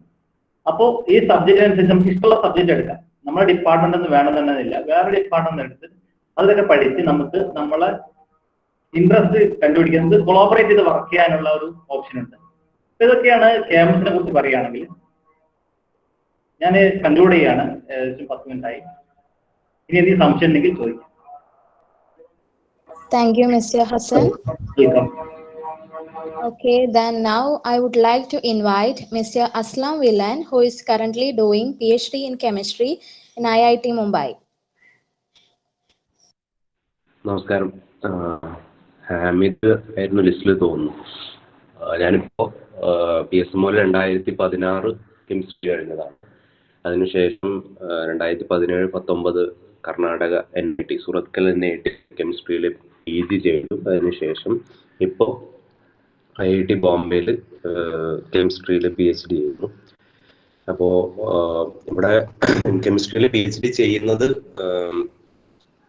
PMRF prime ministers research fellowship എന്നൊരു പ്രോഗ്രാം വഴി ആ ഫെലോഷിപ്പിന്റെ ബേസിലാണ് ഇവിടെ ചെയ്യുന്നത്. അപ്പൊ ഞാൻ കൂടുതലായിട്ട് IIT ബോംബെ നിങ്ങൾക്കറിയാം, പിന്നെ PGക്കാണെങ്കിൽ അതേപോലെ തന്നെ PhD ആണെങ്കിൽ രണ്ട് ആണ് നമുക്കുള്ളത്. അപ്പോൾ PGക്ക് എൻട്രൻസ് എന്നുള്ളത് ജാം തന്നെയാണ്. ജാമിലെ ഏറ്റവും എനിക്ക് തോന്നുന്നു ഒരു ബിലോ 50 റാങ്കിലുള്ള ആളുകളാണ് ഇവിടെ MSCക്ക് ജോയിൻ ചെയ്യുന്നത്. ഈവൻ നമ്മുടെ ലാബില് പ്രൊജക്റ്റ് ചെയ്യുന്ന കുട്ടികൾ വരെ റാങ്ക് 1, 2, 3 ഒക്കെയാണ് വരുന്നത്. അപ്പോൾ ജാമിലെ ഏറ്റവും പ്രോമിനന്റ് ആയിട്ടുള്ള റാങ്കുകൾ നേടുന്ന ആളുകളാണ് ഇവിടെ PGക്ക് ജോയിൻ ചെയ്യുന്നത്. പിന്നെ PhD എന്ന് പറയുന്നത് നിങ്ങൾക്കറിയാം, ഒരുപാട് പിന്നെ ഫെലോഷിപ്പുകൾ വഴിയും JRF, അതേപോലെ തന്നെ ഗേറ്റ്, ഇൻസ്പയർ ഫെലോഷിപ്പ്, അതേപോലെ തന്നെ IITB മൊനാഷ്, PMRF, ഇങ്ങനെയുള്ള ഒരുപാട് വിൻഡോകളുണ്ട്. അപ്പോൾ പിന്നെ അതുവഴിയാണ് PhDക്ക് അഡ്മിഷൻ നേടുന്നത്. അപ്പോൾ ഒരുപാട് പേർക്ക് JRFും അതേപോലെ തന്നെ JRFിലൂടെയും ഗേറ്റിൽ നല്ല റാങ്കും കിട്ടിയിട്ട്, അതേപോലെ തന്നെ ഇൻസ്പയറും ഒരുപാട് പേർക്ക് അറിയുന്നുണ്ടാവും. പക്ഷെ IITയെ സംബന്ധിച്ച് ആർക്കും അങ്ങനെ അറിയാത്തൊരു സംഗതിയാണ് IITB മൊനാഷ് എന്ന് പറയുന്ന ഒരു പുതിയ പ്രോഗ്രാമാണ്. പുതിയ പ്രോഗ്രാം അല്ല, മേ ബി പുറത്ത് ആൾക്കാർക്ക് പുതിയ പ്രോഗ്രാം ആയിരിക്കും. ഞാനും ഇവിടെ വന്നതിന് ശേഷമാണ് അങ്ങനെ ഒരു പ്രോഗ്രാമിനെ കുറിച്ച് അറിയുന്നത്. IITB മൊനാഷ് എന്ന് പറഞ്ഞാൽ IIT ബോംബെയും അതേപോലെ തന്നെ ഓസ്ട്രേലിയയിലെ മൊനാഷ് യൂണിവേഴ്സിറ്റിയും കൂടി കൊളാബറേറ്റ് ചെയ്തിട്ടുള്ള ഒരു റിസർച്ച് കുട്ടികൾക്ക് വേണ്ടിയിട്ട് ഒരു എക്സ്ചേഞ്ച് പ്രോഗ്രാം വഴിയുള്ള ഒരു PhD പ്രോഗ്രാമാണ്. അത് ഒരു വർഷം അല്ലെങ്കിൽ 1.5 വർഷത്തോളം നിങ്ങൾക്ക് പിന്നെ നിങ്ങൾക്ക് 2 സൂപ്പർവൈസേഴ്സ് ഉണ്ടാവും. one from IITB, IIT Bombay and one from Monash university Australia. So നിങ്ങൾക്ക് പിന്നെ അതിലൂടെ അപ്ലൈ ചെയ്യുന്ന ആളുകൾക്ക് 1.5 വർഷം അല്ലെങ്കിൽ 1 വർഷത്തോളം ഓസ്ട്രേലിയയിൽ പോയിട്ട് അവിടെയും നിങ്ങളുടെ സെയിം വർക്ക് കണ്ടിന്യൂ ചെയ്യാം. അപ്പൊ അങ്ങനെയുള്ള ഒരു റിസർച്ച് പ്ലാറ്റ്ഫോമും കൂടി ഉണ്ട്. അപ്പോൾ അതിനു വേണ്ടിയിട്ടുള്ള IITB മൊനാഷിന്റെ വെബ്സൈറ്റിൽ പോയാൽ നിങ്ങൾക്ക് എങ്ങനെയാണ് അത് അപ്ലൈ ചെയ്യാനുള്ളത്. സാധാ പോലെ തന്നെയാണ് ഒരു 2 റൗണ്ട് പിന്നെ ഇന്റർവ്യൂസ് ഉണ്ട്, അതേപോലെ തന്നെ എക്സാംസുകളുണ്ട്. കൂടുതലായിട്ടും സബ്ജക്റ്റിലുപരി അവര് നോക്കുന്നത് നിങ്ങളുടെ ആപ്റ്റിറ്റ്യൂഡ് സ്കിൽസ്, അതേപോലെ തന്നെ ലാംഗ്വേജ്, കമ്മ്യൂണിക്കേഷൻ, ഇതൊക്കെയാണ് അവർ കുറച്ചും കൂടി പ്രിഫർ ചെയ്യുന്നത്. സോ IITB മൊനാഷിനെ കുറിച്ച് ഞാൻ പറയണമെന്ന് വിചാരിച്ചു, അതാണ് പറഞ്ഞത്. PMRF പല സന്ദർഭങ്ങളിൽ ഞാൻ PSMOയിൽ വന്ന് പ്രസംഗിച്ചതാണ്. അപ്പോൾ ഒരു പക്ഷേ ഇപ്പോൾ എല്ലാവർക്കും കൂടുതലായിട്ട്, ഇപ്പോൾ പ്രത്യേകിച്ച് പത്രങ്ങൾ മാധ്യമങ്ങളിലൊക്കെ കൂടുതലായിട്ട് അത് റിസൾട്ട് കിട്ടുന്ന കുട്ടികളൊക്കെ കൂടുതലായിട്ട് വരുന്നത് കൊണ്ട് തന്നെ എല്ലാവർക്കും അതിനെക്കുറിച്ച് അറിയും തോന്നുന്നു. PMRF എന്ന് പറയുന്നത് 2018 ബജറ്റിൽ വന്ന പിന്നെ ബ്രെയിൻ ഡ്രെയിൻ, മിക്കവാറും നമ്മുടെ ഇന്ത്യയിൽ പഠിച്ച ഒരുപാട് പേര് നമ്മുടെ റിസോഴ്സുകളൊക്കെ, അല്ലെങ്കിൽ ഇവിടെ നല്ലൊരു റിസോഴ്സ് PhD അല്ലെങ്കിൽ റിസർച്ച് പിന്നെ എക്സ്പോഷർ ഇല്ലാത്തത് കൊണ്ട് പുറത്തുള്ള രാജ്യങ്ങളിൽ പോയിട്ട് PhD ചെയ്യുന്നതുകൊണ്ട് ആ ഒരു ബ്രെയിൻ ഡ്രെയിനിനെ ഒഴിവാക്കാൻ വേണ്ടിയിട്ട് ഇന്ത്യൻ ഗവൺമെന്റ് ആസൂത്രിതമായി പ്ലാൻ ചെയ്തൊരു സംഗതിയാണ് PMRF സ്കോളർഷിപ്പ് എന്ന് പറയുന്നത്. ഇന്ത്യയിൽ തന്നെ ഏറ്റവും നല്ല പിന്നെ സ്റ്റൈപ്പൻഡ് കൊടുത്ത്, അതേപോലെ തന്നെ നല്ല റിസർച്ച് ഗ്രാൻഡും കൊടുത്ത് അവരെ ഇന്ത്യയിൽ തന്നെ പിടിച്ചു നിർത്താൻ വേണ്ടിയിട്ടുള്ള ഒരു സംഗതിയാണ്. സോ ഞാൻ അതിന്റെ 3ാമത്തെ സൈക്കിളിലാണ് ഞാൻ ജോയിൻ ചെയ്യുന്നത്. 3ാമത്തെ സൈക്കിൾ എന്ന് പറയുന്നത് പിന്നെ ഒരു വർഷം വിന്റർ സമ്മർ അങ്ങനെ 2 സൈക്കിൾസ് ആണ് ഉണ്ടാവുക. അപ്പൊ അതിന്റെ 4ാമത്തെ സൈക്കിളിലാണ് ഞാൻ ജോയിൻ ചെയ്തിട്ടുള്ളത്. ആ ഒരു സമയത്ത് വളരെ കുറച്ച് പേർക്ക്, it was very restricted to number of people, വളരെ കുറച്ച് ആൾക്കാർ, 5-6 ആൾക്കാർക്ക് മാത്രമായിരുന്നു എൻ്റെ മുന്നേയുള്ള സൈക്കിൾ വരെ ഒരു ഫീൽഡിൽ നിന്ന് അവർ സെലക്ട് ചെയ്തിട്ടുള്ളത്. ഇപ്പോൾ കെമിസ്ട്രി, ഫിസിക്സ്, മാത്സ്, ഇവിടെ എല്ലാവിധ സയൻസ് സബ്ജക്ട്സും അതേപോലെ തന്നെ എഞ്ചിനീയറിംഗ് സബ്ജക്ട്സ് എല്ലാം അതുകൊണ്ട്. അപ്പോൾ വളരെ ലിമിറ്റഡ് ആയിട്ട് ആൾക്കാർക്ക് മാത്രമേ കൊടുത്തിരുന്നു. At the time it was very experimental, അങ്ങനെ ഒരു സംഗതിയായിരുന്നു. അതിനുശേഷം അവരിപ്പോൾ എല്ലാവർക്കും കൊടുക്കൽ തുടങ്ങി. എല്ലാവർക്കും ഇൻ ദ സെൻസ് അവർ the elevated the number of people they are taking. So അപ്പോൾ ഇതിനുള്ളൊരു മെയിൻ ക്രൈറ്റീരിയ എന്ന് പറയുന്നത് 2 എൻട്രീസ് ആണ്, ഡയറക്റ്റ് എൻട്രി അതുപോലെ തന്നെ ലാറ്ററൽ എൻട്രീസ്. ഡയറക്റ്റ് എൻട്രി എന്ന് പറയുന്നത് ഇന്ത്യയിലെ MHRDയുടെ കീഴിലുള്ള റാങ്ക്ഡ് ആയിട്ടുള്ള കുറച്ച് ഇൻസ്റ്റിറ്റ്യൂട്ട്സ് ഉണ്ട്. അതായത് NIT, IIT, IISER, IIC പോലുള്ള ഇൻസ്റ്റിറ്റ്യൂട്ടുകളിൽ നിന്ന് നിങ്ങൾക്ക് 80% മേലെ മാർക്ക് ഉണ്ടെങ്കിൽ U can go four PMRF. നിങ്ങൾ എഴുതേണ്ടത് നിങ്ങൾ വർക്ക് ചെയ്യാൻ ഉദ്ദേശിക്കുന്ന, നിങ്ങൾക്ക് ഇഷ്ടപ്പെട്ട അല്ലെങ്കിൽ നിങ്ങൾക്ക് പ്രോമിനൻ്റ് ആയി എന്ന് തോന്നുന്ന ഒരു സയൻസ് ഫീൽഡിൽ എന്താണ് നിങ്ങൾ ചെയ്യാൻ ഉദ്ദേശിക്കുന്നത്. നിങ്ങളുടെ PhD പ്രോഗ്രാമിൽ ഞാൻ ഇതിനായിട്ട് കോൺസെൻട്രേറ്റ് ചെയ്യാൻ ആഗ്രഹിക്കുന്നു എന്നുള്ള രീതിയിൽ അതിൻ്റെ ആസ്പെക്ട്സും അതേപോലെ തന്നെ അതിൻ്റെ സയൻറ്റിഫിക് ബാക്ക്ഗ്രൗണ്ടും വളരെ നന്നായി ഒരു 1000 വേർഡ്സിൻ്റെ താഴെ ബ്രീഫ് ചെയ്തിട്ട്, വളരെ ഷാർപ്പായി ബ്രീഫ് ചെയ്തിട്ട് നിങ്ങൾ PMRF വെബ്സൈറ്റിലേക്ക് അതേപോലെ തന്നെ നിങ്ങളുടെ ആപ്ലിക്കേഷനോട് കൂടി അയക്കുന്നു. അതിൻ്റെ ബേസിൽ അവർ നിങ്ങളെ ഷോർട്ട് ലിസ്റ്റ് ചെയ്യുന്നു, നിങ്ങളെ ഇന്റർവ്യൂസിന് വിളിക്കുന്നു. May be number of students കൂടുതലാണെങ്കിൽ അവർ ഈ എക്സാം നടത്തും, അങ്ങനെ സ്ക്രീൻ ചെയ്യും. പിന്നെ interviews may be single double round of interview ഉണ്ടാവും. അപ്പൊ അതിനുശേഷമാണ് നിങ്ങളെ PMRFിലേക്ക് അവരെടുത്തിരുന്നത്. ഇതായിരുന്നു അതിൻ്റെ ഒരു ഡയറക്റ്റ് എൻട്രിയുടെ ആദ്യത്തെ മോഡൽ എന്ന് പറയുന്നത്. പിന്നെ രണ്ടാമത്തെ ഒരു എൻട്രി എന്ന് പറയുന്നത് ലാറ്ററൽ എൻട്രി ആണ്. ലാറ്ററൽ എൻട്രി എന്ന് ഉദ്ദേശിക്കുന്നത് ഇപ്പോൾ ഇത് ഒരുപാട് വിമർശനങ്ങൾ ഉണ്ടായിരുന്നു. അതായത് NIT ഇത് ഇത്രയുള്ള കുട്ടികൾക്ക് മാത്രമേ ഇത് കൊടുക്കുന്നുള്ളൂ എന്നുള്ളതുകൊണ്ട് അവർ പുതിയൊരു സ്കീം കൊണ്ടുവന്നത്, ഒന്നെങ്കിൽ നിങ്ങൾക്ക് MSc ചെയ്യുമ്പോൾ ഗേറ്റ് റാങ്ക് നിങ്ങൾക്ക് 75% മേലെ വരികയാണെങ്കിൽ നിങ്ങൾക്ക് ഡയറക്റ്റ് എൻട്രിക്ക് അപ്ലൈ ചെയ്യാം. അല്ല എന്നുണ്ടെങ്കിൽ നിങ്ങൾ സാധാ അല്ലെങ്കിൽ ഒരു സെൻട്രൽ യൂണിവേഴ്സിറ്റിയിലോ അല്ലെങ്കിൽ നിങ്ങളുടെ PG എവിടെയെങ്കിലും ചെയ്തതിന് ശേഷം നിങ്ങൾ എന്ത് ചെയ്യുന്നത് വെച്ചാൽ നിങ്ങളുടെ നെറ്റ് JRF എഴുതുക, നിങ്ങൾക്ക് JRF കിട്ടുന്നു. നിങ്ങൾ ഇങ്ങനെയുള്ള NIRF റാങ്ക് ചെയ്ത PMRF പിന്നെ ഓഫർ ചെയ്യുന്ന ഏതെങ്കിലും ഒരു ഇൻസ്റ്റിറ്റ്യൂട്ടിൽ, അതായത് ഏതെങ്കിലും സെൻട്രൽ യൂണിവേഴ്സിറ്റീസോ NITസോ അല്ലെങ്കിൽ IITസോ നിങ്ങൾ ജോയിൻ ചെയ്യുന്നു. ജോയിൻ ചെയ്ത് നിങ്ങൾ PhDക്ക് ജോയിൻ ചെയ്യുന്നു. PhDക്ക് ജോയിൻ ചെയ്തതിന് ശേഷം 6 മാസം നിങ്ങൾക്ക് കോഴ്സ് വർക്ക് ഉണ്ടാവും. നിങ്ങളുടെ കോഴ്സ് വർക്ക് ഒരു കമ്പൽസറി കോഴ്സ് വർക്ക് നിങ്ങൾക്ക് ഉണ്ടാവും. ആ കോഴ്സ് വർക്കിൽ നിങ്ങൾക്ക് 80% മേലെ മാർക്ക് ഉണ്ടെങ്കിൽ നിങ്ങളുടെ പ്രൊഫസറെ അല്ലെങ്കിൽ നിങ്ങളുടെ സൂപ്പർവൈസറെ കൺസെന്റോട് കൂടിയിട്ട് നിങ്ങളുടെ വർക്ക് നല്ല വർക്കാണ് അല്ലെങ്കിൽ ഇന്ത്യയുടെ സംഗതിക്കൊക്കെ പറ്റിയ വർക്കാണ് എന്നുള്ള രീതിയിൽ റിസർച്ച് അബ്സ്ട്രാക്ട് വഴി ലാറ്ററൽ എൻട്രി വഴി നിങ്ങൾക്ക് PMRFന് അപ്ലൈ ചെയ്യാം. അപ്പൊ നിങ്ങൾക്ക് ഇന്റർവ്യൂസ് ഉണ്ടാവും. ഇന്റർവ്യൂ കഴിഞ്ഞതിന് ശേഷം നിങ്ങളുടെ ഇപ്പോൾ ഉള്ള JRF ഹോൾഡർ ആ ഒരു ഇത് നിങ്ങൾ PMRFിലേക്ക് നിങ്ങൾക്ക് അപ്ഗ്രേഡ് ചെയ്യാൻ പറ്റുന്നതാണ്. അപ്പോൾ ഞാൻ പറഞ്ഞു വന്നത് വെച്ചാൽ PMRF എന്ന് പറയുന്നത് it's not only for limited to NIT or IIT alumni, but it can be it is open to everyone, but the way is through JRFിലൂടെ ഇപ്പോൾ അങ്ങനെയുള്ള ഒരു ഇതുണ്ട്. പിന്നെ ഇപ്പോൾ ഓൺലൈൻ മോഡുകളാണ്. അപ്പോൾ നിങ്ങൾ ഇപ്പോൾ ഞാൻ അതിനെക്കുറിച്ച് കൂടുതൽ സംസാരിക്കേണ്ട, പക്ഷെ PMRFിനെ കുറിച്ച് പറയുമ്പോൾ ഞാനത് പറഞ്ഞു എന്നുള്ളൂ. പിന്നെ IITയിൽ ഉള്ള ഒരു പുതിയ പ്രോഗ്രാം എന്ന് പറയുന്നത്, പുതിയ പ്രോഗ്രാം അല്ല, ഒരു 3-4 വർഷമായി ഒരു BSc പ്രോഗ്രാമാണ്. നിങ്ങളുടെ ജൂനിയേഴ്സ് ആരെങ്കിലും ഉണ്ടെങ്കിൽ, +2 കഴിഞ്ഞ ആരെങ്കിലും JEE അഡ്വാൻസ് ഒക്കെ എഴുതുന്ന ആളുകളുണ്ടെങ്കിൽ there is BSc program in IIT Bombay. അതായത് 3 സബ്ജക്ട്സിനാണ് അതുള്ളത്: മാത്തമാറ്റിക്സ്, കെമിസ്ട്രി, എക്കണോമിക്സ്. അതായത് സയൻസ് പഠിച്ച ആൾക്കും എക്കണോമിക്സിൽ BSc എടുക്കാം. അത് 4 വർഷമാണ് അതുള്ളത്. 3 വർഷം കോഴ്സും അതേപോലെ തന്നെ 1 വർഷം കംപ്ലീറ്റ് പ്രൊജക്റ്റുമാണ്. വളരെ യൂസ്ഫുൾ ആയിട്ടുള്ള ഒരുപാട് കുട്ടികളുള്ള, ഈവൻ എനിക്ക് തോന്നുന്നു അത് കെമിസ്ട്രിയിലാണ് ഏറ്റവും കൂടുതൽ സീറ്റ്സ് ഉള്ളത്. ഏകദേശം 40 സീറ്റുകളോളമുണ്ട്. അപ്പോൾ അത് JEE അഡ്വാൻസ് JEE അത് കഴിഞ്ഞതിന് ശേഷം നിങ്ങൾക്ക് എഞ്ചിനീയറിങ്ങിന് അതിന്റെ താഴെയാണ് അതിന്റെ റാങ്ക് വരുന്നത്. സോ ആർക്ക് എഞ്ചിനീയറിങ്ങിന് കിട്ടിയില്ലെങ്കിൽ നിങ്ങൾക്ക് you can go for BSc programme. അപ്പോൾ അങ്ങനെ ഒരു സംഗതി കൂടിയുണ്ട്. പിന്നെ PSMOല് ഞാൻ പറയുന്നത് വെച്ചാൽ PSMOല് ഞാൻ പഠിക്കുന്ന സമയത്ത് വരെ പിന്നെ പുറത്തേക്ക് പോകാനുള്ള അല്ലെങ്കിൽ സെൻട്രൽ യൂണിവേഴ്സിറ്റീസിൽ പഠിക്കാനുള്ള അല്ലെങ്കിൽ അങ്ങോട്ട് എക്സാം എഴുതണം, അങ്ങനെയൊക്കെ പഠിക്കണം എന്നുള്ള ഒരു എക്സ്പോഷർ ഉണ്ടായതുകൊണ്ടാണ് അത് കൂടിയിട്ടേ ഉള്ളൂ. That's a great sign. So ഇങ്ങനെയുള്ള കാര്യങ്ങളൊക്കെ ഉപയോഗപ്പെടുത്തുക. പിന്നെ എന്താണെന്ന് വെച്ചാൽ ഒരുപാട് അലുമിനൈസ് ഇപ്പോൾ ഒരുവിധം എല്ലാ സെൻട്രൽ യൂണിവേഴ്സിറ്റീസിലും അതേപോലെ തന്നെ സ്റ്റേറ്റ് യൂണിവേഴ്സിറ്റി, IIT, ടെക്നിക്കൽ യൂണിവേഴ്സിറ്റിയിലൊക്കെ പഠിക്കുന്നുണ്ട്. സോ ഇങ്ങനെയുള്ള ഒരു കോണ്ടാക്ട് നിങ്ങളെ സഹായിക്കും. എന്ത് സഹായത്തിനും വേണമെങ്കിലും വിളിക്കാം, കോണ്ടാക്ട് ചെയ്യാം, no problem.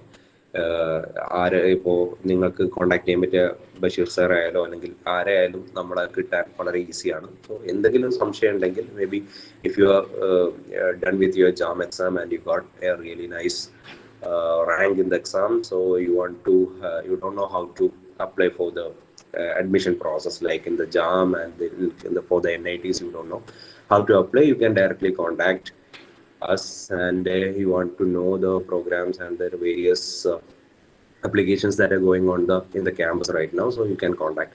There is no hesitation that you can possess. You can directly contact us. അങ്ങനെയുള്ള എല്ലാവിധ സഹായങ്ങൾക്കും ഈ അലുമിനി മെമ്പേഴ്സിനെ കോൺടാക്ട് ചെയ്യാം. Okay, thank U. Thank you, Mr. Aslam Villan. Then I would like to call upon Mr. Hamid PK, who completed MSc Chemistry from IIT Jadavpur and currently doing PhD at University of Paris. Okay, thank U. First ആയിട്ട് ഞാൻ ഞാൻ audible അല്ലേ? Yes, sir. Okay, ഇങ്ങനെ ഒരു programme സംഘടിപ്പിച്ചതിന് Basheer സാറിന്, ഇങ്ങനെ ഒരു programme സംഘടിപ്പിക്കാൻ എഫേർട്ട് എടുത്തതിന് ബഷീർ സാറിന് ഭയങ്കര അപ്രീഷിയേറ്റ് ചെയ്യുന്നു. ഇത് എന്താ പറയാന്ന് വെച്ച് കഴിഞ്ഞാൽ അലൂമിനിയസിന് ഇപ്പോൾ ഇത് പെർസ്യൂ ചെയ്യാൻ ആഗ്രഹിക്കുന്ന സ്റ്റുഡൻസിന് കണക്ട് ചെയ്യുന്ന പ്രോഗ്രാമാണ്. അവർക്ക് ഒരുപാട് ഉപകാരപ്പെടും. എൻ്റെ മുമ്പ് അസ്ലം ആയാലും ഹസൈൻ ആയാലും കാര്യങ്ങൾ വ്യക്തമായിട്ട് പറഞ്ഞ് IASനെ കുറിച്ചും IITസിനെ കുറിച്ചും പ്രസ്റ്റീജിയസ് PMRFനെ കുറിച്ചൊക്കെ പറഞ്ഞ്, അതുകൊണ്ട് ഞാൻ അതിലേക്കൊന്നും പോകുന്നില്ല. ഞാൻ ഡയറക്റ്റ് ആയിട്ട് ഫോറിൻ യൂണിവേഴ്സിറ്റീസിൽ ഉള്ള കുറച്ച് കാര്യങ്ങൾ പറയാം. വളരെ സമ്മപ്പ് ചെയ്തിട്ട് വളരെ ചുരുക്കി കുറച്ച് കാര്യങ്ങൾ പറയാം. അപ്പൊ എന്തുകൊണ്ട് ഫോറിൻ യൂണിവേഴ്സിറ്റി എന്നുള്ളൊരു ക്വസ്റ്റ്യന് പലർക്കും പല ഇതായിട്ടുള്ള കാരണങ്ങളുണ്ടാവും. അപ്പം എനിക്ക് തോന്നിയൊരു ഒരു ഒരു കാരണം എന്ന് പറഞ്ഞു കഴിഞ്ഞാൽ പല ഫോറിൻ യൂണിവേഴ്സിറ്റികളിലും PhD എന്ന് പറയുന്നത് വളരെ കുറവ് സമയത്തിനുള്ളിൽ ചെയ്യാൻ പറ്റും. എന്ന് പറഞ്ഞു കഴിഞ്ഞാൽ എനിക്കിപ്പം 3 year ഉള്ളൂ PhD ചെയ്യാൻ. അതുപോലെ പല സ്ഥലത്തും അതുപോലെ പല യൂറോപ്യൻ കൺട്രീസിലും 3 to 4 years, ചില കൺട്രീസിൽ എന്താ പറയുക മാക്സിമം 4 to 5 years. അപ്പോൾ ഇതിനുള്ളിൽ PhD കഴിയും.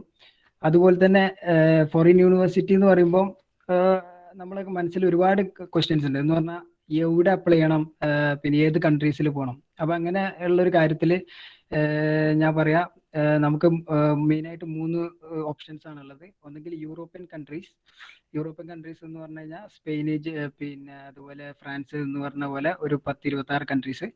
പിന്നെ നമുക്കുള്ളത് USA. പിന്നെ നമുക്ക് മെയിനായിട്ടുള്ളത് Asian countries like Japan, south Korea etcetera. അപ്പൊ ഈ 3 കൺട്രീസിലെ ഡിഫറൻസ് എന്താണെന്ന് വെച്ച് കഴിഞ്ഞാൽ USA നമുക്ക് ഹയർ സ്റ്റഡീസിന് PhDക്ക് പോകണമെന്നുണ്ടെങ്കിൽ എന്തായാലും നമ്മൾ ഇംഗ്ലീഷ് ടെസ്റ്റ് എഴുതണം. TOEFL or IELTS അല്ലെങ്കിൽ GRE അതുപോലത്തെ എക്സാംസ് എഴുതണം. നമ്മൾ റിസർച്ചിന്റെ കൂടെ തന്നെ അതൊരു കമ്പൽസറി മാൻഡേറ്ററി തിങ്സ് ആണ്. പിന്നെ അതുപോലെ ഏഷ്യൻ കൺട്രീസിനെ ബേസ് ചെയ്ത് പറയുകയാണെങ്കിൽ അവിടെ പല യൂണിവേഴ്സിറ്റികളിലെ എക്സാംസ് വേണ്ട, പക്ഷെ ചില വളരെ റെപ്യൂട്ടഡ് ആയിട്ടുള്ള യൂണിവേഴ്സിറ്റികളിൽ ഇംഗ്ലീഷ് ടെസ്റ്റ് കമ്പൽസറി ആണ്. പിന്നെ യൂറോപ്യൻ കൺട്രീസിനെ കുറിച്ച് പറയുകയാണെങ്കിൽ യൂറോപ്യൻ കൺട്രീസിൽ ചില യൂണിവേഴ്സിറ്റികളിൽ മാത്രമായിട്ട് അവർ ഇംഗ്ലീഷ് ടെസ്റ്റ് ചോദിക്കുള്ളൂ. ഒരു 90 to 95% യൂണിവേഴ്സിറ്റികളിൽ അവർ ഇംഗ്ലീഷ് ടെസ്റ്റ് കമ്പൽസറി ആയിട്ട് അവർ ചോദിക്കുന്നില്ല. അപ്പം യൂറോപ്പിൽ അപ്ലൈ ചെയ്യാൻ കുറച്ചും കൂടി എളുപ്പമാണ്. പക്ഷേ ദ പ്രോബ്ലം ഈസ് നമ്മൾ എന്ത് ചെയ്യണം, ഒരു പെർട്ടിക്കുലർ റിസർച്ചിൽ ഫോക്കസ് ചെയ്യണം. അതാണ്. അപ്പോൾ അങ്ങനത്തെ ഒരു കാര്യം പറയുമ്പോൾ നമുക്ക് പറയാനുള്ളത് എങ്ങനെ അപ്ലൈ ചെയ്യാം. അപ്പൊ എങ്ങനെ അപ്ലൈ ചെയ്യാം എന്നുള്ള കാര്യത്തിൽ പറയുമ്പോൾ ഫസ്റ്റ് നമ്മൾ പറയേണ്ടത് ഒരു നല്ലൊരു CV ഉണ്ടാക്കണം. അതാണ്, നമ്മളെ CV സ്ട്രോങ് ആയിരിക്കണം. അപ്പൊ നല്ലൊരു CV, ഒരു സ്ട്രോങ് റിസർച്ച് CV ഉണ്ടാക്കാൻ ഇപ്പൊ നേരത്തെ അസ്ലം പറഞ്ഞ പോലെ തന്നെ നമ്മൾ നമ്മൾ നല്ലൊരു റിസർച്ച് ടോപ്പിക്, നമ്മൾ ഏത് ടോപ്പിക്കിലാണ് റിസർച്ച് ചെയ്യുന്നത് എന്നുള്ളതിന്റെ ഒരു ഒരു ഐഡിയ ഉണ്ടാവണം നമുക്ക്. അപ്പൊ അതിന് നമ്മളെ CVയിൽ മെയിനായിട്ട് നമ്മൾ ഇൻക്ലൂഡ് ചെയ്യേണ്ട കാര്യങ്ങൾ, നമ്മൾ ചെയ്ത പ്രൊജക്റ്റുകൾ മെയിനായിട്ട്. ഞാൻ ഇപ്പൊ നേരത്തെ പ്രിൻസിപ്പാൾ പറഞ്ഞു ഒരുപാട് പിള്ളേർ സമ്മർ റിസർച്ച് ഫെലോഷിപ്പിനൊക്കെ പോകുന്നുണ്ട്. അതുപോലത്തെ പിള്ളേർക്കൊക്കെ ഇത് ഭയങ്കര യൂസ്ഫുൾ ആണ്. പ്രൊജക്റ്റുകൾ, നമ്മൾ ചെയ്ത പ്രൊജക്റ്റുകൾ, നമ്മൾ ഉപയോഗിച്ച ഇൻസ്ട്രുമെന്റേഷൻസ്, പിന്നെ അതുപോലെ നമ്മൾ ഉപയോഗിച്ച സോഫ്റ്റ്വെയർ, ഇതുപോലത്തെ ഈ കാര്യങ്ങളൊക്കെ ഉൾക്കൊള്ളിച്ച് നല്ലൊരു റിസർച്ച് CV ഉണ്ടാക്കണം. എന്ന് കഴിഞ്ഞ് കഴിഞ്ഞാൽ നമ്മളെ CV ഭയങ്കര സ്ട്രോങ് ആവും. അതോടൊപ്പം തന്നെ നമ്മുടെ അക്കാഡമിക് പെർഫോമൻസ് ബെറ്റർ ആണെങ്കിൽ ഒരു 80% 75% ഒക്കെ ഉണ്ടെന്നുണ്ടെങ്കിൽ നമ്മൾ ഇറ്റ് ഈസ് വെൽ ഗുഡ്. അപ്പം നമ്മൾ ഓക്കെയാണ്, അപ്ലൈ ചെയ്യാൻ ഓക്കെയാണ്, യൂറോപ്പിൽ അപ്ലൈ ചെയ്യാൻ നമ്മൾ ഓക്കെയാണ്. അപ്പം എങ്ങനെയാണെന്നുണ്ടെങ്കിൽ എങ്ങനെയാണ് അപ്ലൈ ചെയ്യാന്ന് വെച്ചാൽ നമുക്ക് 2 പ്രൊസീജിയറാണ് മെയിനായിട്ടുള്ളത്. ഒന്ന് എന്ന് പറഞ്ഞു കഴിഞ്ഞാൽ നമുക്കിപ്പം ഒരു പെർട്ടിക്കുലർ ടോപ്പിക് ഉണ്ട്, റിസർച്ച് ചെയ്യാൻ ആഗ്രഹമുള്ള ഒരു ടോപ്പിക് ഉണ്ട്. അപ്പം നമ്മൾ ആ ടോപ്പിക്കിലുള്ള പ്രൊഫസേഴ്സിനെ പല യൂണിവേഴ്സിറ്റീസിൽ നിന്ന് കണ്ടെത്തുന്നു. പിന്നെ അവരുടെ ലാബ് വെബ്സൈറ്റിൽ പോകുന്നു, അവരുടെ ഇമെയിൽ ഐ ഡി എടുക്കുന്നു, അവർക്ക് മെയിൽ ചെയ്യുന്നു. Request for A PhD position എന്ന് പറഞ്ഞിട്ട് നമ്മൾ PhD പൊസിഷന് വേണ്ടി നമ്മൾ മെയിൽ ചെയ്യുന്നു. അതിൽ ഒരുപാട് പ്രൊഫസേഴ്സ് നമുക്ക് റിപ്ലൈ തരും, ചില പ്രൊഫസേഴ്സ് നമുക്ക് തീരെ പിന്നെ റിപ്ലൈ തരില്ല. പിന്നെ രണ്ടാമത്തെ പ്രൊസീജിയേഴ്സ് എന്ന് പറഞ്ഞു കഴിഞ്ഞാൽ പിന്നെ ചില പ്രൊഫസേഴ്സ് ഓൾറെഡി വേക്കൻറ്റ് പൊസിഷൻ അല്ലെങ്കിൽ ഞങ്ങൾക്ക് ഒരു PhD പൊസിഷൻ ആവശ്യമുണ്ട് എന്ന് പറഞ്ഞിട്ട് അവർ വെബ്സൈറ്റിൽ ഇടും. അത് നമ്മൾ തപ്പി കണ്ടെത്തുന്നു. അതും കണ്ടെത്താൻ നല്ലൊരു എളുപ്പം എന്ന് പറഞ്ഞു കഴിഞ്ഞാൽ നമുക്ക് നേരിട്ട് ഗൂഗിളിൽ തന്നെ പോയിട്ട് open PhD position in Europe എന്നോ open PhD position in Europe in biotechnology, അങ്ങനെ നമ്മൾ പറയുന്ന ടോപ്പിക്കിനെ കുറിച്ച് അതങ്ങോട്ട് ഗൂഗിളിൽ അടിച്ചാൽ തന്നെ നമുക്ക് ഒരുപാട് വെബ്സൈറ്റിൽ ഒരുപാട് കാര്യങ്ങൾ കിട്ടും, ഒരുപാട് ഓപ്പൺ പൊസിഷൻസ് കിട്ടും. അപ്പൊ അതിൽ പിന്നെ പോയിട്ട് നമുക്ക് എന്ത് ചെയ്യാം, പിന്നെ പ്രൊഫസർ വർക്ക് ചെയ്യുന്ന ഫീൽഡ് ഏതാണ്, അങ്ങനെയുള്ള കാര്യങ്ങൾ എന്ത് ചെയ്യാൻ നോക്കാം. എന്നിട്ട് പിന്നെ അതിൽ പറഞ്ഞ പ്രൊസീജിയർ അനുസരിച്ച് നമുക്ക് അപ്ലൈ ചെയ്യാൻ പറ്റും. പിന്നെ ഉള്ളതെന്ന് പറഞ്ഞു കഴിഞ്ഞാൽ പിന്നെ പിന്നെ നമ്മൾ എന്താ പറയാ, അപ്ലൈ ചെയ്ത് കഴിഞ്ഞ് കഴിഞ്ഞാൽ പിന്നെ അടുത്ത പ്രൊസീജിയർ അവർ സെലക്ട് ചെയ്യുക. പിന്നെ നമ്മളെ CV അവർ സെലക്ട് ചെയ്ത് അവർ ഷോർട്ട് ലിസ്റ്റ് ചെയ്യുന്നു, നമ്മളെ ഇന്റർവ്യൂക്ക് ക്ഷണിക്കുന്നു. അപ്പൊ ചില പിന്നെ എന്താ പറയാ, അവരുടെ റിസർച്ചിനായിട്ട് നമ്മളെ റിസർച്ച് നമ്മൾ പ്രപ്പോസ് ചെയ്യുന്ന റിസർച്ച് അവർക്ക് സാമ്യമാണെന്ന് തോന്നിക്കഴിഞ്ഞാലാണ് അവർ നമ്മളെ പൊതുവെ വിളിക്കുക. അപ്പം പിന്നെ നമ്മൾ അപ്ലൈ ചെയ്യുന്ന സമയത്ത് നമ്മൾ പിന്നെ ഇപ്പം ഫോർ എക്സാമ്പിൾ നമ്മൾ ഇമെയിൽ ചെയ്യുന്ന സമയത്തൊക്കെ നമ്മൾ എന്ത് ചെയ്യണം, നമ്മൾ വൃത്തിക്ക് പിന്നെ നമ്മളെ കാര്യങ്ങൾ പിന്നെ നമ്മൾ ഇന്ന ഫീൽഡിലൊക്കെയാണ് ഞാൻ ചെയ്തത്, ഇന്ന ഫീൽഡിൽ പിന്നെ ചെയ്തുകൊണ്ട് ഞാൻ പിന്നെ നിങ്ങൾക്ക് നിങ്ങളെ റിസർച്ചിൽ ഇന്ന കാര്യങ്ങൾക്ക് ഹെൽപ്പ് ചെയ്യാൻ പറ്റും എന്നുള്ള കാര്യത്തിൽ എഴുതി കഴിഞ്ഞ് കഴിഞ്ഞാൽ മാത്രമാണ് അവരെന്ത് ചെയ്യുക, നമ്മളെ പിന്നെ മെയില് കണ്ടിട്ടോ അല്ലെങ്കിൽ നമ്മളെ CV കണ്ടിട്ടോ നമ്മളെ തിരിച്ചു വിളിക്കുള്ളൂ. പിന്നെ അവര് പിന്നെ വിളിച്ചു കഴിഞ്ഞ് കഴിഞ്ഞാൽ പിന്നെ അവർ ഇന്റർവ്യൂക്ക് ക്ഷണിക്കും. ഇന്റർവ്യൂക്ക് ക്ഷണിച്ചു കഴിഞ്ഞ് കഴിഞ്ഞാൽ പിന്നെ അവർ പറയും, അവർ സെലക്ട് ചെയ്തതാണെങ്കിൽ പിന്നെ അവർ പറയും ബാക്കി പ്രൊസീജിയർ എങ്ങനെയാണെന്നുള്ളത്. അപ്പം ഇതിന്റെ ഒരു മെയിൻ ആയിട്ടുള്ള ഒരു കാര്യം, യൂറോപ്പിനെ സംബന്ധിച്ച് പറയുകയാണെങ്കിൽ ഒരുപാട് അഡ്വാൻറ്റേജ് ഉണ്ട്. ഒരുപാട് അഡ്വാൻറ്റേജ് PhDക്ക് ഒരുപാട് അഡ്വാൻറ്റേജ് പറയാനുള്ളത് എന്ന് വെച്ച് കഴിഞ്ഞാൽ, ഒന്ന് ഞാൻ നേരത്തെ പറഞ്ഞ പോലെ തന്നെ പിന്നെ ലെസ് നമ്പർ ഓഫ് ഇയേഴ്സ് ആണ്, PhD വളരെ പെട്ടെന്ന് കംപ്ലീറ്റ് ചെയ്യും. രണ്ടാമത്തെ കാര്യം, കോഴ്സ് വർക്ക് ഇല്ല. അപ്പം നമ്മൾ course work compulsory course work ഇല്ല. അപ്പം ഡയറക്റ്റ്ലി നമ്മൾ ഇവിടെ എൻ്റർ ചെയ്യുന്നു. അതോടൊപ്പം തന്നെ നമ്മൾ എന്ത് ചെയ്യുന്നു, നമ്മൾ പിന്നെ റിസർച്ച് സ്റ്റാർട്ട് ചെയ്യുന്നു. വെരി ഫസ്റ്റ് ഡേ നമ്മൾ റിസർച്ച് സ്റ്റാർട്ട് ചെയ്യും. കണ്ടിന്യൂസ് ആയിട്ട് റിസർച്ച് ആയിരിക്കും. പിന്നെ അതുപോലെ തന്നെ ഇവിടെ റിസർച്ച് പേഴ്സൺസിനെ സ്റ്റുഡൻസ് ആയിട്ടുള്ള കൺസിഡർ ചെയ്യുന്നത് ഒരു എംപ്ലോയി ആയിട്ടാണ് കൺസിഡർ ചെയ്യുന്നത്. അതുകൊണ്ട് എംപ്ലോയിക്ക്, ഒരു യൂണിവേഴ്സിറ്റി എംപ്ലോയിക്ക് കിട്ടുന്ന എല്ലാ ആനുകൂല്യങ്ങളും ഒരു റിസർച്ച് പിന്നെ പേഴ്സണും കിട്ടും. എന്ന് പറഞ്ഞാൽ പിന്നെ ഒരു കൊല്ലത്തിൽ 50 days പെയ്ഡ് ഹോളിഡേയ്സ് കിട്ടും. പിന്നെ അതുപോലെ ഒരുപാട് കാര്യങ്ങൾ. പിന്നെ ഓഫ് കോഴ്സ് പിന്നെ എന്താ പറയാ, ദേ ആർ പെയ്ഡ് മോർ പിന്നെ കമ്പയറിങ് ടു ഇന്ത്യ. അപ്പം ഇതെല്ലാമാണ് പിന്നെ യൂറോപ്പിനെ സംബന്ധിച്ച് PhDക്ക് പറയാനുള്ളത്. ഇത് തന്നെയാണ് ഒരുവിധം നമ്മൾ അമേരിക്കൻ കൺട്രീസിലായാലും പിന്നെ എന്താ പറയാ ഏഷ്യൻ കൺട്രീസിലായാലും ഉള്ള ഒരു കോമൺ ഫാക്ട്. പക്ഷേ എനിക്ക് തോന്നുന്നു ഏഷ്യൻ കൺട്രീസിൽ ഒരുവിധം PhD ഒക്കെ നമ്മൾ ഇന്ത്യൻ PhD പോലെ തന്നെ പിന്നെ നമുക്ക് കോഴ്സ് വർക്ക് കമ്പൽസറി ആയിട്ട് ചെയ്യേണ്ടതുണ്ട്. പിന്നെ അമേരിക്കയിലും എനിക്ക് തോന്നുന്നു നമ്മൾ കോഴ്സ് വർക്ക് കമ്പൽസറി ആയിട്ട് ചെയ്യേണ്ടതുണ്ട്. അവിടെ രണ്ടിടത്തും നമുക്ക് കിട്ടുന്നത് പിന്നെ ഒരു സ്റ്റുഡൻറ് ലാബിലാണ്. പക്ഷേ യൂറോപ്പിൽ നമുക്ക് കിട്ടുന്നത് ഒരു എംപ്ലോയ്മെന്റ് ലാബിലാണ്. അതുകൊണ്ട് നമുക്ക് ആ ഒരു കണ്ടീഷൻ യൂസ് ചെയ്യാം. പിന്നെ എങ്ങനെ മെയിൽ അയക്കണം, എങ്ങനെ CV എഴുതണം, ഇതൊക്കെ ഒരു സ്പെഷ്യൽ ടോപ്പിക് തന്നെയാണ്. നമുക്ക് എങ്ങനെയാണ് അത് ചെയ്യേണ്ടതെന്നുള്ള അതിലേക്കൊന്നും ഞാനിപ്പോൾ കടക്കുന്നില്ല. അപ്പൊ ഇതൊക്കെയാണ് എൻ്റെ ഒരു പിന്നെ എന്താ പറയുക, ഒരു സമ്മപ്പായിട്ട് ഞങ്ങൾക്ക് പറയാനുള്ളത്.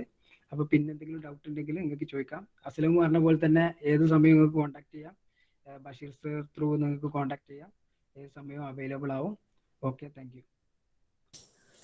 Thank you, Mr. Hamid. Now I would like to welcome Mr. Musfar Mohammed, who completed MSc Physics from Aligarh Muslim University and also completed MS in Physics, UBFC in France, from France.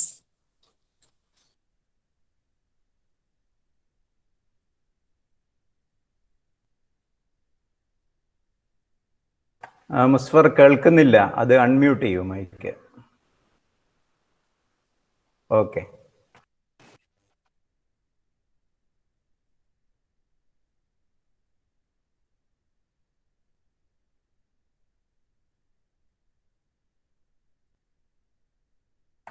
Okay, start ചെയ്തോളൂ. കേൾക്കുന്നില്ല, technical issue ഉണ്ടെന്ന് തോന്നുന്നു.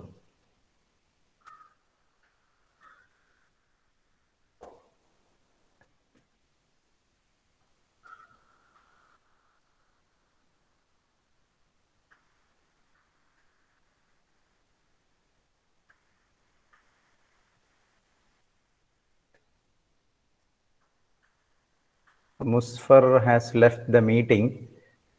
Hina? Okay, then let's move to our interactive session. And there are some resource persons. So my first question is towards Mr. Riaz, who completed MSc Chemistry from Central University Punjab.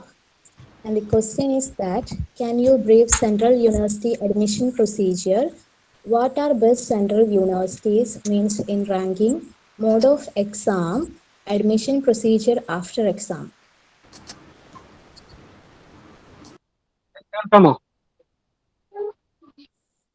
Hello. Yes. Okay, ഞാനതൊന്ന് ബ്രീഫായിട്ട് പറഞ്ഞുതരാം. Okay. അതായത് 2009 കേന്ദ്ര government 9 central യൂണിവേഴ്സിറ്റികൾക്ക് തുടക്കം കുറിച്ചിട്ടുള്ളത്. അതിലേക്കായിരുന്നു CUCET, അതായത് central university common entrance test എന്ന പേര് entrance exam തുടങ്ങിയത്. അത് നിലവിൽ 14 സെൻട്രൽ യൂണിവേഴ്സിറ്റികളിലേക്കും അതുപോലെ തന്നെ 4 സ്റ്റേറ്റ് യൂണിവേഴ്സിറ്റികളിലേക്കാണ് നടക്കുന്നത്. അപ്പോൾ അതിലുള്ള 14 സെൻട്രൽ യൂണിവേഴ്സിറ്റികൾ എന്ന് പറഞ്ഞത് Assam university, central university of Kerala, central university of Karnataka, Andhra Pradesh, Tamil Nadu, Gujarat, Haryana, Jammu, Jharkhand, Kashmir, Punjab, Odisha, Rajasthan and south Bihar. ഇങ്ങനെ 14 സെൻട്രൽ യൂണിവേഴ്സിറ്റികളിലേക്കാണ് കുസെറ്റ് എന്ന പേരിൽ ഇപ്പോൾ നിലവിൽ എക്സാം നടക്കുന്നത്. അതിലെ നമുക്ക് നോർമലി 2021 ഇപ്പോൾ കോവിഡ് കാരണം നിലവിലെ ഡേറ്റ് പറഞ്ഞിട്ടില്ല. മിക്കവാറും ജൂലൈയിലോ ആഗസ്റ്റിലായിരിക്കും മിക്കവാറും ഈ വർഷം എക്സാം നടക്കുക എന്നാണ് നിലവിലുള്ള വിവരം. ഇതിൽ നമുക്ക് അപേക്ഷിക്കാൻ വേണ്ടത് ജനറൽ ആണെങ്കിലും OBC ആണെങ്കിലും നമുക്ക് 800 രൂപയാണ് അപേക്ഷാ ഫീസ്. SC/ST-യിലാണെങ്കിൽ 350 രൂപ. അത് UG അഡ്മിഷനും PG അഡ്മിഷനും ഇതാണ്. എന്നാൽ PhD-ക്കാണെങ്കിൽ ജനറൽ ആൻഡ് OBC 1000 രൂപയും SC/ST 450 രൂപയാണ്. ഇതിൽ നമുക്ക് അപേക്ഷിക്കുമ്പോൾ നിലവിൽ 3 സെൻട്രൽ യൂണിവേഴ്സിറ്റിയിലേക്ക് നമുക്ക് ഓപ്ഷൻ കൊടുക്കാൻ പറ്റും. അതായത് നമ്മൾ ഉദാഹരണത്തിന് നമ്മൾ MSc കെമിസ്ട്രി ആണ് നമുക്ക് കൊടുക്കാനുള്ള കോഴ്സ് എങ്കിൽ നമുക്ക് 3 യൂണിവേഴ്സിറ്റികളിൽ MSc കെമിസ്ട്രി ഓപ്റ്റ് ചെയ്യാൻ പറ്റും. അത് നമ്മുടെ താല്പര്യം ഏത് യൂണിവേഴ്സിറ്റിയാണ് എന്നതിനനുസരിച്ചിട്ട് നമ്മൾ ആ ഓർഡർ കൊടുക്കുക.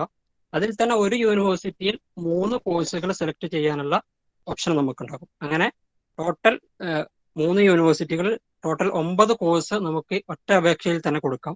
ഇനി അതിൽ കൂടുതൽ, അതായത് 3 യൂണിവേഴ്സിറ്റിയിൽ കൂടുതൽ നമുക്ക് അപ്ലൈ ചെയ്യണമെന്നുണ്ടെങ്കിൽ എക്സ്ട്രാ എമൗണ്ട് അടച്ചാൽ മതി. അതായത് ജനറൽ ആൻഡ് OBC ആണെങ്കിൽ 800 രൂപയും SC/ST ആണെങ്കിൽ 350 രൂപയും എക്സ്ട്രാ അടക്കുകയാണെങ്കിൽ നമുക്ക് കൂടുതൽ യൂണിവേഴ്സിറ്റികളെ ആഡ് ചെയ്യാൻ പറ്റും. ഇതാണ് ഇതിന്റെ പ്രൊസീജിയർ എന്ന് പറയുന്നത്. അപ്പോൾ ഇവിടെ നിലവിൽ നോർമലി അതിന് വേണ്ട മാർക്ക് എന്ന് പറയുന്നത് ജനറൽ കാറ്റഗറിക്ക് 55%, SC/ST OBC-കൾക്ക് 50%, അതായത് UG-ക്ക് നിങ്ങൾക്ക് 50% മാർക്ക് OBC വിഭാഗം SC/ST-ക്ക് ഉണ്ടെങ്കിലും 55% ജനറൽ കാറ്റഗറിയിൽ ഉണ്ടെങ്കിലും നിങ്ങൾക്ക് കുസെറ്റിൽ അപ്ലൈ ചെയ്യാൻ പറ്റും. അതുപോലെ തന്നെ ഇതിന്റെ എക്സാം പാറ്റേൺ എന്ന് പറയുന്നത് 2 മണിക്കൂറാണ്. 100 MCQ ക്വസ്റ്റ്യൻ ആണ് ഉണ്ടാവുക. അതിൽ 25 മാർക്കിന്, അതായത് 25% ലാംഗ്വേജ്, അതേപോലെ ജനറൽ ആപ്റ്റിറ്റ്യൂഡ്, അതേപോലെ ജനറൽ അവയർനെസ് ആപ്റ്റിറ്റ്യൂഡുകളാണ് 25 മാർക്കിന്. ബാക്കി 75 മാർക്കിന് നിങ്ങളുടെ സബ്ജക്റ്റ് ആയിരിക്കും ഉണ്ടാവുക. അതുപോലെ തന്നെ നിങ്ങൾ അപ്ലൈ ചെയ്യുമ്പോൾ കൃത്യമായിട്ട് യൂണിവേഴ്സിറ്റികളെ കുറിച്ച് കൃത്യമായിട്ട് പഠിക്കണം. അവിടെ നിലവിൽ പഠിക്കുന്നവരായിട്ടോ അല്ലെങ്കിൽ അവരുടെ വെബ്സൈറ്റിലോ പ്രോസ്പെക്ട്സിലോ നോക്കിയിട്ട് അവിടെ നിലവിൽ ഏതൊക്കെ കോഴ്സുകളാണ് ഉള്ളത് എന്നതിനെ കുറിച്ച് കൃത്യമായ ഒരു ധാരണ ഉണ്ടാകണം. എന്നാൽ മാത്രമേ നിങ്ങൾ ഒപ്റ്റ് ചെയ്യുന്നത് കറക്റ്റ് ആവുള്ളൂ. നേരെ മറിച്ച് നിങ്ങൾക്ക് അവിടെ അഡ്മിഷൻ കിട്ടിയതിന് ശേഷം അവിടെ നിന്ന് കോഴ്സ് പോരാ എന്ന് പറയുന്നതിനേക്കാളും നല്ലത് ഏതൊക്കെ കോഴ്സുകളാണ് അവിടെ അപ്റ്റ് ചെയ്യുന്നത് നിങ്ങൾക്ക് പറ്റിയ. ഉദാഹരണത്തിന് ഞാൻ പഞ്ചാബ് സെൻട്രൽ യൂണിവേഴ്സിറ്റിയിലാണ് ഞാൻ പഠിച്ചത്. അവിടെ കെമിസ്ട്രി, ഞാൻ MSc chemistry specialisation in applied chemistry ആയിരുന്നു. അവിടെ MSc കെമിസ്ട്രി ഉണ്ട്, അതുപോലെ MSc അപ്ലൈഡ് കെമിസ്ട്രി ഉണ്ട്, കമ്പ്യൂട്ടേഷണൽ കെമിസ്ട്രി ഉണ്ട്, മെഡിസിനൽ കെമിസ്ട്രി ഉണ്ട്. അത് നമ്മുടെ താല്പര്യം അനുസരിച്ചിട്ട് നമ്മൾ ഓർഡറിൽ അവിടെ അഡ്മിഷന് കൊടുക്കുക. അതിനുശേഷം ഓരോ യൂണിവേഴ്സിറ്റികളിലും സെപ്പറേറ്റ് ആയിരിക്കും അഡ്മിഷന്റെ പ്രൊസീജിയർ എന്ന് പറയുന്നത്. അതത് യൂണിവേഴ്സിറ്റികൾ നമുക്ക് എൻട്രൻസിന് കിട്ടിയ മാർക്ക് അടിസ്ഥാനത്തിൽ അവര് റാങ്ക് ലിസ്റ്റ് ഇടും. ആ റാങ്ക് ലിസ്റ്റിൽ എത്ര സീറ്റാണ് അവിടെ, ഉദാഹരണത്തിന് 30 സീറ്റ് ഒരു കോഴ്സിന് അവിടെ ഉണ്ട് എന്നുണ്ടെങ്കിൽ ആ 30 സീറ്റിൽ OBCക്ക് ഇത്ര പെർസെൻറ്റേജ്, SC ഇത്ര പെർസെൻറ്റേജ്, ജനറൽ ഇത്ര പെർസെൻറ്റേജ് ഉണ്ടാവും. അതിൽ നമ്മുടെ മാർക്ക് അനുസരിച്ചിട്ട് റാങ്ക് വരും. അതിൽ നമ്മുടെ മുകളിലുള്ളവർ കയറി പോകുന്നതിനനുസരിച്ചിട്ടാണ് നമുക്കുള്ള ഓപ്ഷൻ. പഞ്ചാബ് സെൻട്രൽ യൂണിവേഴ്സിറ്റിയുടെ ഇത് മാത്രം എടുത്ത് പറയുകയാണെങ്കിൽ അവിടെ സെപ്പറേറ്റ് ഉദാഹരണത്തിന് നമുക്കൊരു മാർക്ക് കിട്ടും. പിന്നീട് നമ്മൾ വീണ്ടും അവരുടെ സൈറ്റിൽ പോയിട്ട് നമ്മൾ അവിടെ അപ്ലൈ ചെയ്യണം. എന്നിട്ട് ഓരോ ഓപ്ഷൻ ലോക്ക് ചെയ്യണം. ഓപ്ഷൻ ലോക്ക് ചെയ്ത് കഴിഞ്ഞാൽ നമ്മുടെ മാർക്ക് അടിസ്ഥാനത്തിൽ അവർ റാങ്ക് ലിസ്റ്റ് ഇടും. നമുക്ക് റാങ്കിൽ വന്നു കഴിഞ്ഞാൽ നമുക്ക് ഒരു മെയിൽ വരും. അതിൽ പോയിട്ട് നമ്മൾ ലോക്ക് ചെയ്യണം. ഫീസ് അടച്ചിട്ട് അന്ന് തന്നെ, അതായത് ഒരു ഡേറ്റ് കൊടുക്കും, ആ ഡേറ്റിൽ തന്നെ നമ്മളത് ഓപ്ഷൻ ലോക്ക് ചെയ്യാം. അങ്ങനെ ലോക്ക് ചെയ്ത് കഴിഞ്ഞാൽ നമ്മുടെ അഡ്മിഷൻ അവിടെ ഓക്കെ ആയി കഴിഞ്ഞു. നേരെ മറിച്ച് നമ്മളൊരു സംശയിച്ചു നിന്നു, അവിടെ ചേരണോ ചേരണ്ടെന്ന് സംശയിച്ചു നിന്നു, അല്ലെങ്കിൽ നമുക്ക് ഫീസ് അടക്കാനുള്ളൊരു ചാൻസ് നമുക്ക് കിട്ടിയിട്ടില്ല എന്നുണ്ടെങ്കിൽ നമ്മുടെ ചാൻസ് നഷ്ടപ്പെട്ടു പോകും. അപ്പോൾ നമ്മൾ മനസ്സിലാക്കേണ്ട, നമ്മുടെ റാങ്ക് ലിസ്റ്റ് വന്നു കഴിഞ്ഞാൽ ഓരോ യൂണിവേഴ്സിറ്റി, ഇപ്പൊ നമ്മൾ 3 യൂണിവേഴ്സിറ്റിയും അപ്ലൈ ചെയ്തിട്ടുണ്ടാവാം. ഉദാഹരണത്തിന് central university of Kerala, central university of Punjab, central university of Karnataka, ഇത് 3 നമ്മൾ ചെയ്തിട്ടുണ്ട് എന്നുണ്ടെങ്കിൽ അവരുടെ 3 ലിസ്റ്റ് ഇട്ട് കഴിഞ്ഞാൽ ആ റാങ്ക് ലിസ്റ്റ് നമ്മൾ കൃത്യമായിട്ട് പോയി നോക്കുക. നമ്മുടെ റാങ്ക് ഏതാണ്, അവരുടെ പ്രൊസീജിയർ എന്താണെന്നുള്ള കൃത്യമായിട്ട് നോക്കുക. അത് കൃത്യമായിട്ട് അപ് ടു ഡേറ്റ് ആയി കഴിഞ്ഞാൽ മാത്രമേ നമ്മൾ കറക്റ്റ് നമ്മുടെ അഡ്മിഷൻ നടക്കുകയുള്ളൂ. ഇല്ല എന്നുണ്ടെങ്കിൽ നമ്മൾ എന്താ പറയുക, നമ്മുടെ ചാൻസ് നഷ്ടപ്പെട്ടു പോകും. അപ്പോൾ നമ്മൾ അപ്ലൈ ചെയ്യുമ്പോൾ വളരെ കൃത്യമായിട്ട് ശ്രദ്ധിക്കേണ്ടത്, നമ്മൾ ഏത് കോഴ്സിനാണ് ജോയിൻ ചെയ്യേണ്ടത്, ആ കോഴ്സ് ഈ 14 സെൻട്രൽ യൂണിവേഴ്സിറ്റികളിൽ എവിടെയൊക്കെയാണ് ഉള്ളത് എന്ന് നമ്മൾ ആദ്യം മനസ്സിലാക്കാം. ഞാൻ ഒന്നുകൂടി ആ 14 സെൻട്രൽ യൂണിവേഴ്സിറ്റികളെ പറഞ്ഞുതരാം. Assam university, central university of Kerala, central university of Karnataka, central university of Andhra Pradesh, central university of Tamil Nadu, central university of Gujarat, central university of Haryana, central university of Jammu, central university of Jharkhand, central university of Kashmir, central university of Punjab, central university of Odisha, central university of Rajasthan, central university of south Bihar. ഈ 14 central യൂണിവേഴ്സിറ്റികളാണ് നമുക്ക് നിലവിൽ admission എടുക്കാനുള്ളത്. പിന്നീട് 4 state യൂണിവേഴ്സിറ്റിയാണ് നമ്മുടെ എല്ലാം. അപ്പോൾ ഒന്നുകൂടി പറയുന്നു, അപേക്ഷാ ഫീസ് ജനറൽ ആൻഡ് OBC 800 രൂപയും SC ST 350 രൂപയാണ്. 3 യൂണിവേഴ്സിറ്റികൾ നമുക്ക് ഒപ്റ്റ് ചെയ്യാം. ഓരോ യൂണിവേഴ്സിറ്റിയിലും 3 കോഴ്സുകൾ വീതം നമുക്ക് ഒപ്റ്റ് ചെയ്യാം. നമുക്ക് അതിന് അപ്ലൈ ചെയ്യാൻ വേണ്ട മാർക്ക് ജനറൽ കാറ്റഗറിയിലാണെങ്കിൽ UGക്ക് 55%, SC ST ആണെങ്കിൽ 50% ആണ് വേണ്ടത്.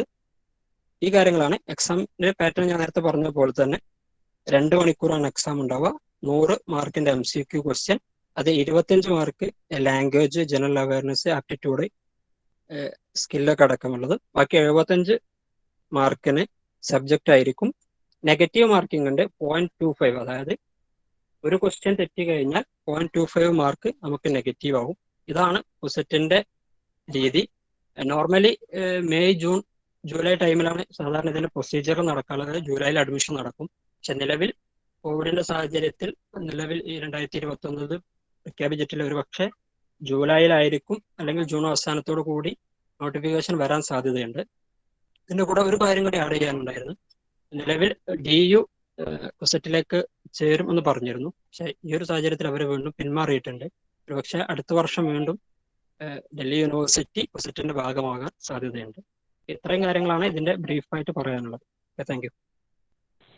Okay, then one more question is that please briefly explain the advantages of studying in central universities.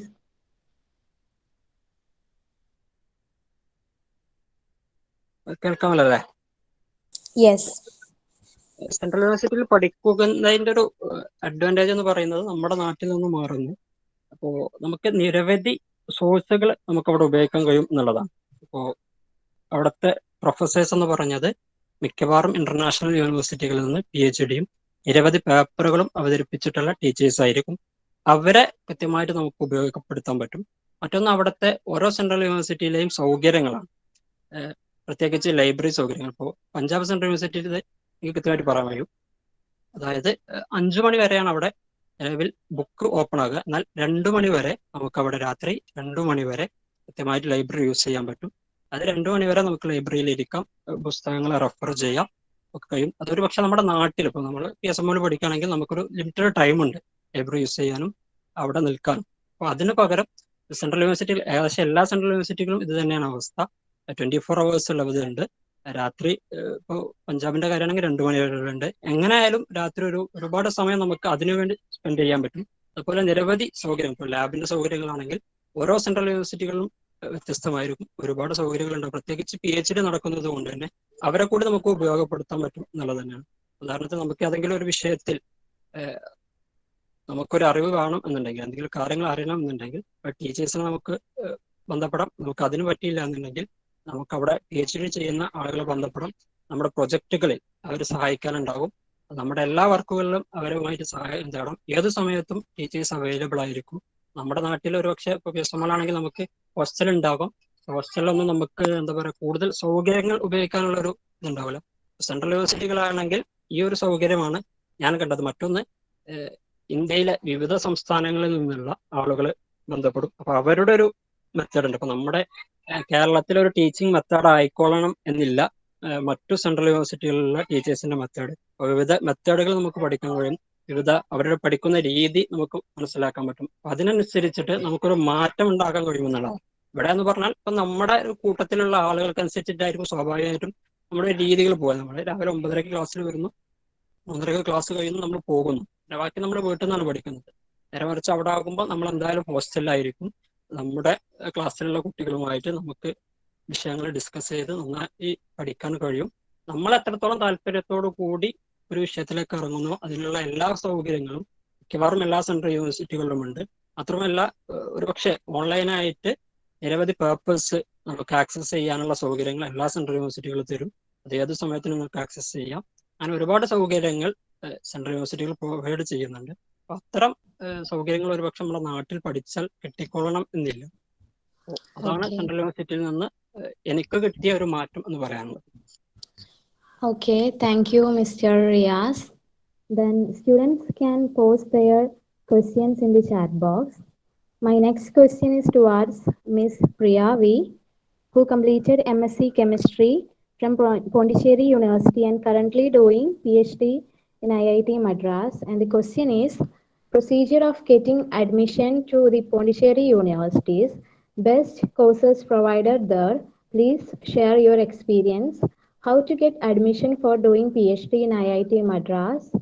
And is there any chance to get scholarship or fellowship for doing PhD there? Okay, Hina. I am Priya. ഞാൻ 2016 PSMO കോളേജിൽ നിന്നും BSc chemistry passed out ആണ്. അത് കഴിഞ്ഞ് 2016 പോണ്ടിച്ചേരി യൂണിവേഴ്സിറ്റിയിൽ MSc join ചെയ്തു. 2018 MSc passed out ആയി. പിന്നെ ഇപ്പോൾ IIT മദ്രാസിൽ ഓർഗാനിക് കെമിസ്ട്രിയിൽ PhD ചെയ്യാണ്. പിന്നെ പോണ്ടിച്ചേരി യൂണിവേഴ്സിറ്റിനെ കുറിച്ച് പറയുകയാണെങ്കിൽ central university, one of the central യൂണിവേഴ്സിറ്റിയാണ് പോണ്ടിച്ചേരി യൂണിവേഴ്സിറ്റി. ഇപ്പൊ റിയാസ് പറഞ്ഞതുപോലെ കുസെറ്റ് എക്സാംസ് ആണ് മറ്റ് സെൻട്രൽ യൂണിവേഴ്സിറ്റികളിലേക്കുള്ള അഡ്മിഷൻ പ്രോസസ്സിനായിട്ട് ഉണ്ടായിരുന്നത്. പക്ഷെ പോണ്ടിച്ചേരി യൂണിവേഴ്സിറ്റിക്ക് സെപ്പറേറ്റ് ആയിട്ടുള്ള എൻട്രൻസ് എക്സാംസ് ഉണ്ട്. Usually in March and April ടൈമിലാണ് അപ്ലിക്കേഷൻ വിളിക്കാറ്. എക്സാംസ് ജൂണിൽ കണ്ടക്ട് ചെയ്യും. ജൂലൈ ഫസ്റ്റ് വീക്കിൽ അഡ്മിഷൻ ഉണ്ടാവാറുണ്ട്. ഇപ്രാവശ്യം കോവിഡ് സിറ്റുവേഷൻ കാരണം എക്സാം ജൂലൈയിലാണ് കണ്ടക്ട് ചെയ്യുന്നത്. ജൂലൈ 2021 കമ്പ്യൂട്ടർ ബേസ്ഡ് എക്സാംസ് ആയിരിക്കും. എക്സാം റിസൾട്ട് ഓഗസ്റ്റിൽ പബ്ലിഷ് ചെയ്യുന്നതാണ്. എക്സാമിന്റെ ടൈപ്പ് എന്ന് പറഞ്ഞാൽ 2 hours എക്സാം ആണ്. 100 മൾട്ടിപ്പിൾ ചോയ്സ് ക്വസ്റ്റ്യൻസ് ആണ് ഉണ്ടായിരിക്കുക. അതിൽ first 20 questions English and reasoning ആണ്, ബാക്കി 80 ക്വസ്റ്റ്യൻസ് സബ്ജക്ട് വൈസ് ആയിട്ടാണ് ഉണ്ടായിരിക്കുക. അങ്ങനെ ഈ എക്സാം ക്വാളിഫൈ ചെയ്ത് കഴിഞ്ഞാൽ നമ്മൾക്ക് അവിടെ ഉള്ള അഡ്മിഷൻ ഓക്കെ ആവുന്നതാണ്. അങ്ങനെയാണ് അവിടെ അഡ്മിഷൻ എടുക്കുന്നത്. പിന്നെ പോണ്ടിച്ചേരി യൂണിവേഴ്സിറ്റിനെ കുറിച്ച് പറഞ്ഞു കഴിഞ്ഞാൽ ഫുള്ളി റെസിഡൻഷ്യൽ ആയിട്ടുള്ള ക്യാമ്പസ് ആണ്. പിന്നെ നല്ല സ്റ്റഡി പഠിക്കാനായിട്ടുള്ള ഒരു നല്ല അറ്റ്മോസ്ഫിയർ അവിടെയുണ്ട്. അപ്പോൾ ഇവരെല്ലാം പറഞ്ഞ പോലെ തന്നെ ഒരു സെൻട്രൽ ലൈബ്രറി ഉണ്ട്, പിന്നെ സ്റ്റഡി റൂം ഉണ്ട്. അപ് ടു 12 o'clock നമുക്ക് അവിടെ ഇരുന്ന് പഠിക്കാം. ക്ലാസ് കഴിഞ്ഞാൽ നേരെ അവിടെ പോയിട്ട് ഫ്രണ്ട്സിന്റെ കൂടെ കമ്പൈൻ സ്റ്റഡി നടത്താൻ പറ്റുന്ന ഒരു നല്ലൊരു സ്ഥലം തന്നെയാണ് അവിടെ. പിന്നെ അവിടുത്തെ സിലബസിനെ കുറിച്ച് പറയുകയാണെങ്കിൽ കുറച്ചുകൂടെ അഡ്വാൻസ് ലെവൽ സിലബസ് ആയിരുന്നു. അതുകൊണ്ട് തന്നെ ഇന്റേണൽ എക്സാംസ് ആയിക്കോട്ടെ, അത് കഴിഞ്ഞ് സെമസ്റ്റർ എക്സാംസ് ആയിക്കോട്ടെ, എല്ലാം നമുക്ക് എസ്എ ടൈപ്പ് ക്വസ്റ്റ്യൻസിനപ്പുറം CSIR നെറ്റ് ഗേറ്റ് അതിനൊക്കെ അപ്പിയർ ചെയ്യാൻ പറ്റുന്ന തരത്തിലുള്ള ക്വസ്റ്റ്യൻസ് ആയിരുന്നു വന്നിരുന്നത്. അതുകൊണ്ട് തന്നെ നമ്മൾ PSMO കോളേജിൽ നമ്മൾ പഠിക്കുന്ന നമ്മളെ ബേസിക് ഇവിടെ നമുക്ക് യൂസ് ചെയ്യാൻ പറ്റും. അങ്ങനെ ആ ബേസിക് ഇവിടെ അപ്ലൈ ചെയ്തിട്ട് നമുക്ക് ക്വസ്റ്റ്യൻസ് ആൻസർ ചെയ്യാൻ പറ്റുമായിരുന്നു. അങ്ങനെ PSMO കോളേജിൽ നിന്ന് എനിക്ക് ഇൻസ്പയർ സ്കോളർഷിപ്പ് BSc കെമിസ്ട്രി, അത് ഇവിടെ പോണ്ടിച്ചേരി യൂണിവേഴ്സിറ്റിയിൽ ഇൻസ്പയർ കണ്ടിന്യൂ ചെയ്തു. പിന്നെ ഇവിടുത്തെ പോണ്ടിച്ചേരി യൂണിവേഴ്സിറ്റിയിലെ എക്സാംസ് സിലബസ് കാരണം തന്നെ എനിക്ക് MSc സെക്കൻഡ് ഇയറിൽ ഗേറ്റ് ക്വാളിഫൈ ചെയ്യാൻ പറ്റി. അങ്ങനെയാണ് പിന്നെ പോണ്ടിച്ചേരി യൂണിവേഴ്സിറ്റിയിലെ പ്രൊഫസേഴ്സ് എല്ലാം തന്നെ റിസർച്ച് ഓറിയന്റഡ് ആയിട്ടൊക്കെ ക്ലാസ് എടുക്കുമായിരുന്നു. സെക്കൻഡ് ഇയർ MScയിൽ നമുക്ക് പ്രൊജക്ട് ചെയ്യാനുള്ള ഓപ്പർച്യൂണിറ്റി ഉണ്ടായിരുന്നു. 4 MSc കുട്ടികൾ ഒരു ഗൈഡിന്റെ അണ്ടറിൽ ഒരു ലാബിൽ പ്രൊജക്ട് ചെയ്യാനുള്ള ഓപ്പർച്യൂണിറ്റി കിട്ടി. ഞാൻ ഓർഗാനിക് കെമിസ്ട്രിയിലെ പോളിമർ സിന്തസിസിലായിരുന്നു വർക്ക് ചെയ്തിരുന്നത്. അതുകൊണ്ട് തന്നെ ഈ റിസർച്ച് സ്കോളേഴ്സിനുമായിട്ടും ഈ ഫാക്കൽറ്റീസിനുമായിട്ടൊക്കെയുള്ള ഇന്ററാക്ഷൻ കാരണം കൊണ്ട് തന്നെ ഈ ഗേറ്റ് ക്വാളിഫൈ ചെയ്തപ്പോൾ പിന്നെ എന്ത് ചെയ്യണം എന്ന് through them I came to know that I can apply to IITs and IISER and other universities for PhD. അങ്ങനെയാണ് IIT-കളിലും IISER-ലും ഒക്കെ PhD-ക്ക് അപ്ലൈ ചെയ്യുന്നത്. അങ്ങനെ പിന്നെ IIT മദ്രാസിൽ PhD-ക്ക് അഡ്മിഷൻ കിട്ടി. അങ്ങനെ 2019 ഇവിടെ ജോയിൻ ചെയ്തു. ഇപ്പോൾ ഇവിടെ ഫിസിക്കൽ ഓർഗാനിക് കെമിസ്ട്രിയിൽ PhD ചെയ്തുകൊണ്ടിരിക്കുകയാണ്. പിന്നെ ഇവിടെ ത്രൂ ഗേറ്റ് ആണ് ഞാൻ ചേർന്നിട്ടുള്ളത്.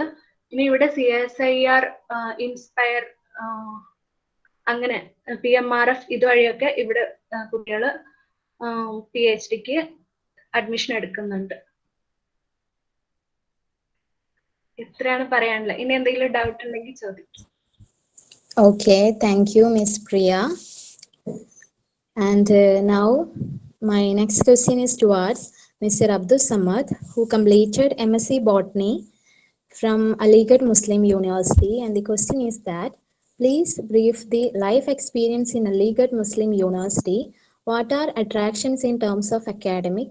Please tell us the admission process.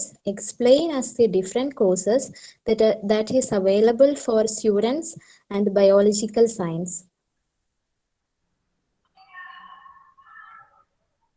കേൾക്കുന്നുണ്ടല്ലോ? Yes. ഓക്കെ. അപ്പോൾ ഞാൻ അബ്ദുൾ സമദ് 2015-18 കാലഘട്ടത്തിൽ PSMOയിൽ BSc ബോട്ടണി കംപ്ലീറ്റ് ചെയ്തതാണ്. പിന്നെ 2020 അലിഗഡ് മുസ്ലിം യൂണിവേഴ്സിറ്റിയിൽ നിന്നും MSc ബോട്ടണി കംപ്ലീറ്റ് ചെയ്തു. അപ്പോൾ ആദ്യം തന്നെ ലാഗൊന്നും ഇല്ലാതെ പറയുകയാണെന്നുണ്ടെങ്കിൽ ഇപ്പോൾ റീസെൻ്റ് ആയിട്ട് അലിഗഡ് യൂണിവേഴ്സിറ്റിയുടെ അപ്ലിക്കേഷൻ വിളിച്ചിട്ടുണ്ട്. ഒരുപാട് ആളുകൾക്കൊക്കെ അറിയുമായിരിക്കും. അപ്പോൾ ആദ്യം തന്നെ ഞാൻ അതിൻ്റെ കോഴ്സുകളെ പറ്റി ഞാൻ പറയാം, എന്നിട്ടൊക്കെ അതിൻ്റെ അഡ്മിഷൻ പ്രൊസീജിയറൊക്കെ പറയാം. അപ്പോൾ നിലവിൽ ലൈഫ് സയൻസ്, ഇപ്പോൾ സയൻസ് സ്റ്റുഡൻസ് ആണ് ഇവിടെ ഉണ്ടാവുന്ന അറിയാം. അതുകൊണ്ട് തന്നെ സയൻസും മറ്റുള്ള ലൈഫ് സയൻസ് കോഴ്സുകളൊക്കെ ഒന്ന് ജസ്റ്റ് ഒരു ബ്രീഫായിട്ട് ഞാൻ പറഞ്ഞുതരാം. അപ്പോൾ ആദ്യമായിട്ട് ലൈഫ് സയൻസ് കോഴ്സുകൾ അവിടെ പ്രൊവൈഡ് ചെയ്യുന്നത് ഒന്ന് ബയോടെക്കാണ്, ബയോടെക്നോളജിയാണ്. MSc ബയോടെക്നോളജിയാണ്. അതിന് 14 സീറ്റാണുള്ളത്. അതുപോലെ ബയോ കെമിസ്ട്രിയിൽ 18 സീറ്റ് ഉണ്ട്. പിന്നെ MSc botany 25 seat. MSc zoology 40 സീറ്റാണ്. പിന്നെ ഒരു വെറൈറ്റി കോഴ്സായിട്ടുള്ള ഒരു MSc മ്യൂസിയോളജി എന്ന് പറയപ്പെടുന്ന ഒരു ഡിഫറെൻ്റ് ടൈപ്പ് ഒരു കോഴ്സ് ഉണ്ട്. അതിന് 10 സീറ്റാണുള്ളത്. പിന്നെ MSc വൈൽഡ് ലൈഫും അതേപോലെ MSc biodiversity studies and management, അത് രണ്ടിനും 10 സീറ്റ് വെച്ചിട്ടാണ്. അപ്പോൾ ലൈഫ് സയൻസിൻ്റെ ഒരു എക്സാം പാറ്റേൺ എന്ന് പറഞ്ഞാൽ കഴിഞ്ഞ വർഷത്തിനെ അപേക്ഷിച്ച് പുതിയതായിട്ട് അപ്ഡേറ്റ് ചെയ്തിട്ടുണ്ട്. സാധാരണഗതിയിൽ MCQ ഒരു പ്രത്യേകത എന്ന് പറഞ്ഞാൽ MCQ മൾട്ടിപ്പിൾ ചോയ്സ് ക്വസ്റ്റ്യൻസും ഉണ്ടാവും, അതുപോലെ തന്നെ ഷോർട്ട് എസ്സേ ക്വസ്റ്റ്യൻസും ഉണ്ടാവാറുണ്ട്. ഇത്തവണ ഇവർ ചെയ്തൊരു കാര്യം എന്ന് പറഞ്ഞാൽ MCQ ക്വസ്റ്റ്യന് ഒരു 70 മാർക്കിൻ്റെ MCQ ക്വസ്റ്റ്യൻ ഉണ്ട്, അതുപോലെ 30 മാർക്കിന് ഏകദേശം ഷോർട്ട് ആൻസർ ക്വസ്റ്റ്യൻസ്, ഒരു 10 ഷോർട്ട് ആൻസർ ക്വസ്റ്റ്യൻസ്, അങ്ങനെ 100 മാർക്കിനാണ് ടോട്ടൽ എക്സാം വരാറ്.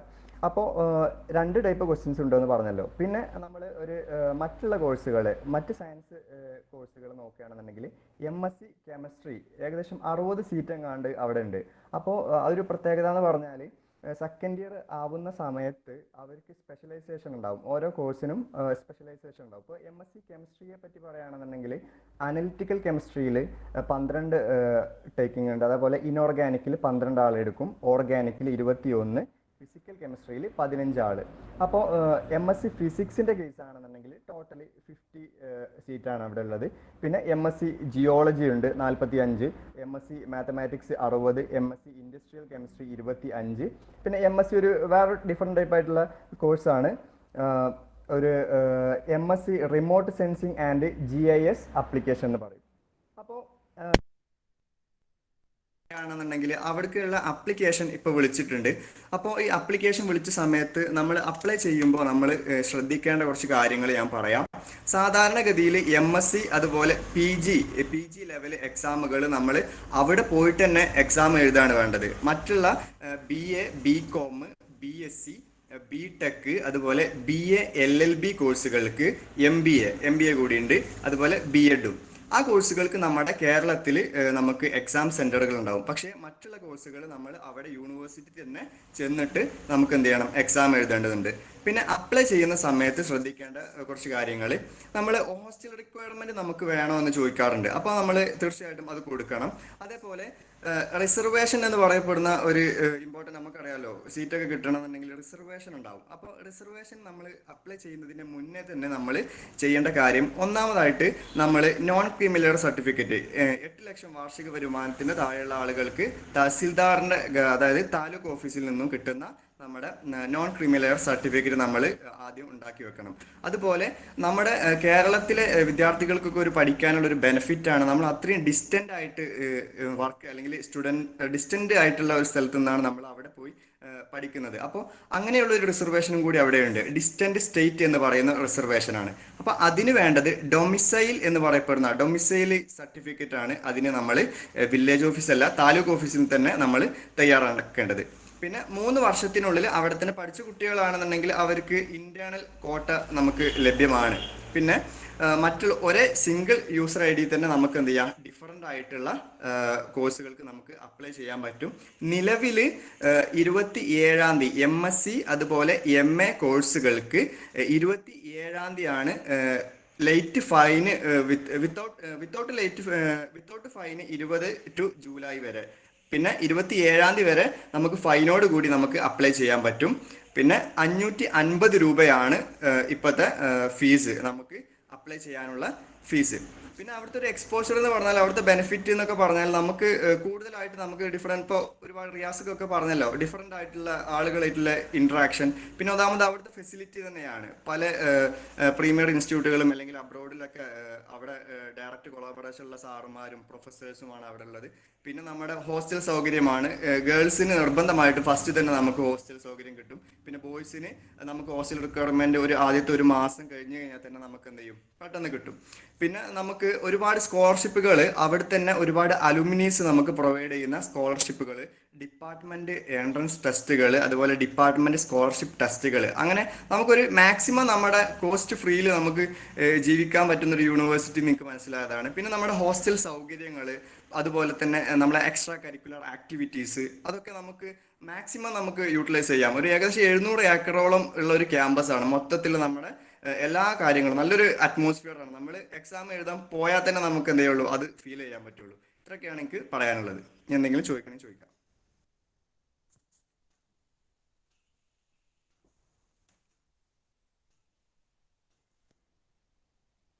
Hello.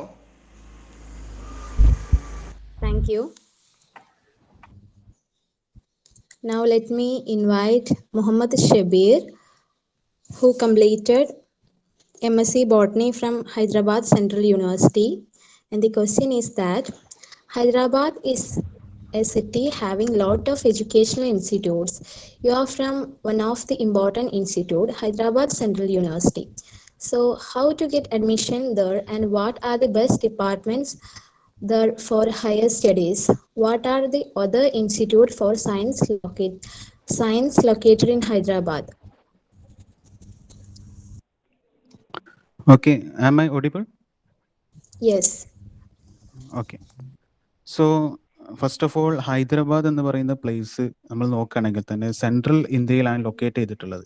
North India, south India, middle ആയിട്ട്, അതുകൊണ്ട് തന്നെ നമുക്ക് ആക്സസിബിൾ ആയിട്ടുള്ള സിറ്റിയാണ് ഹൈദരാബാദ്. അവിടെ ഹൈദരാബാദ് തന്നെ പ്രീമിയർ ആയിട്ടുള്ള ഇൻസ്റ്റിറ്റ്യൂട്ടാണ് ഹൈദരാബാദ് സെൻട്രൽ യൂണിവേഴ്സിറ്റി, അതുപോലെ തന്നെ Maulana Azad national Urdu university, Tata institute of fundamental research Hyderabad and bits Pilani. Okay, campus. ഞാൻ ഇവിടെ ഡിസ്കസ് ചെയ്യുന്നത് ഹൈദരാബാദ് സെൻട്രൽ യൂണിവേഴ്സിറ്റിയിൽ എങ്ങനെ അഡ്മിഷൻ ലഭിക്കുന്നതിനെ കുറിച്ചിട്ടാണ്. ഹൈദരാബാദ് സെൻട്രൽ യൂണിവേഴ്സിറ്റിയെ സംബന്ധിച്ചിടത്തോളം NIRFൽ 4th റാങ്കിങ് ആണ് ഹൈദരാബാദ് യൂണിവേഴ്സിറ്റിക്ക് ഉള്ളത് മറ്റ് സെൻട്രൽ യൂണിവേഴ്സിറ്റികളെ അപേക്ഷിച്ച്. ഇവിടെ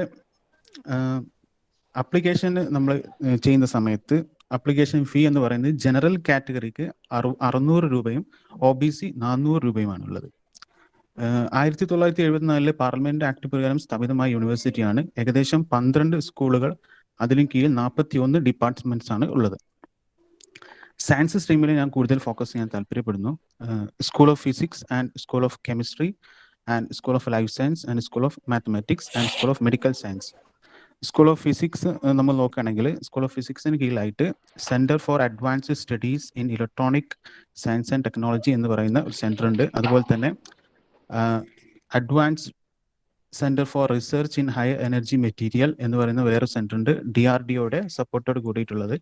മറ്റൊന്ന് centre for earth, ocean, atmospheric science. അപ്പോൾ school of physics, department of ഫിസിക്സിന് കീഴിലായിട്ട് MSc ഫിസിക്സ്, അതുപോലെ തന്നെ MSc ഓഷ്യനോഗ്രാഫി കൂടി മറ്റൊരു കോഴ്സ് ഉണ്ട്. BSc ഫിസിക്സ് കഴിഞ്ഞവർക്ക് ഓഷ്യനോഗ്രാഫിക്ക് വേണ്ടി അപ്ലൈ ചെയ്യാവുന്നതാണ്. അതാണ് എലിജിബിലിറ്റി. ഇനി സ്കൂൾ ഓഫ് ലൈഫ് സയൻസിലേക്ക് കടന്നു വരികയാണെങ്കിൽ സ്കൂൾ ഓഫ് ലൈഫ് സയൻസിന് കീഴിലായിട്ട് 5 ഡിപ്പാർട്ട്മെന്റ്സ് ആണുള്ളത്. Department of biochemistry, department of plant science, department of animal biology and department of biotechnology and department of system biology. Hyderabad university ഒരു പ്രത്യേകത, ഇവിടെ integrated courses, integrated PG courses, integrated MS PhD, അതുപോലെ തന്നെ post graduation PhD courses available ആണ്. +2 ശേഷം apply ചെയ്യുന്നവരാണെങ്കിൽ അവർക്ക് integrated PG courses 5 year ആയിട്ടുള്ളതുണ്ട്. പോസ്റ്റ് ഗ്രാജുവേഷന് വേണ്ടിയിട്ടാണെങ്കിൽ പോസ്റ്റ് ഗ്രാജുവേഷൻ കോഴ്സസ് പ്രൊവൈഡ് ചെയ്യുന്നുണ്ട്. ഡിപ്പാർട്ട്മെന്റ് ഓഫ് പ്ലാന്റ് സയൻസ് ഞാൻ ഫോക്കസ് ചെയ്യാണ്. ഡിപ്പാർട്ട്മെന്റ് ഓഫ് പ്ലാന്റ് സയൻസിന് കീഴിൽ MSc plant biology and biotechnology എന്ന കോഴ്സ് ടൈറ്റിലാണുള്ളത്. പ്രധാന പ്രശ്നം എന്തുവെന്ന് വെച്ചാൽ ഇവിടെ MSc ബോട്ടണി എന്നല്ല title, MSc plant biology and biotechnology. Classical ബോട്ടണിയെ സംബന്ധിച്ചിടത്തോളം നമ്മൾ കൂടുതൽ റിസർച്ച് ടെക്നോളജി എന്ന് പറയുന്ന ആ മേഖലയിൽ നിന്നും വിട്ടിട്ടുള്ളത്. പക്ഷേ ഈ കോഴ്സ് എന്ന് പറയുന്നത് കൂടുതൽ ബയോടെക്നോളജി ഫോക്കസ് ചെയ്യുന്നു. അതുകൂടി തന്നെ ക്ലാസിക്കൽ ബോട്ടണി കൂടി ഉൾപ്പെടുത്തിയിട്ടുള്ള കോഴ്സാണ്. വേറൊരു ഇഷ്യൂ, പുറത്തുള്ള യൂണിവേഴ്സിറ്റി ആയതുകൊണ്ട് കേരളത്തിലെ യൂണിവേഴ്സിറ്റികൾ റെക്കഗ്നൈസ് ചെയ്യുന്നൊരു പ്രശ്നമുണ്ട്. പക്ഷേ മഹാത്മാഗാന്ധി യൂണിവേഴ്സിറ്റി ഈ കോഴ്സ് MSc പ്ലാന്റ് ബയോളജി എന്ന് പറയുന്ന കോഴ്സ് MSc ബോട്ടണി എന്ന് ഇക്വാലന്റ് ചെയ്തിട്ടുണ്ട്. അതുകൊണ്ട് കേരളത്തിൽ തുടർ പഠനം ആഗ്രഹിക്കുന്നവർക്ക് യാതൊരു വിഷയമില്ല. മറ്റൊന്ന് ഇതിന് അഡ്വാൻറ്റേജ്, ഈ കോഴ്സിന് അഡ്വാൻറ്റേജ്, നിങ്ങൾക്ക് ഇൻഡസ്ട്രിയിലേക്ക്, ബയോടെക്നോളജി ഇൻഡസ്ട്രിയിലേക്ക് നിങ്ങൾ ജോബ് ആഗ്രഹിക്കുന്നുണ്ടെങ്കിൽ നിങ്ങൾക്കിത് ചൂസ് ചെയ്യാം. MSc പ്ലാന്റ് ബയോളജി, ബയോടെക്നോളജി 2 ഓപ്ഷനാണ് ഉള്ളത്. നിങ്ങൾക്ക് റിസർച്ച് മേഖലയിലേക്കും പോകാം, അതുപോലെ തന്നെ ഇൻഡസ്ട്രി മേഖലയിലേക്കും നിങ്ങളുടെ കരിയർ ബിൽഡപ്പ് ചെയ്യാൻ സാധിക്കും. പിന്നെ മറ്റൊന്ന് MSc ബയോടെക്നോളജി എന്ന് പറയുന്ന കോഴ്സ്,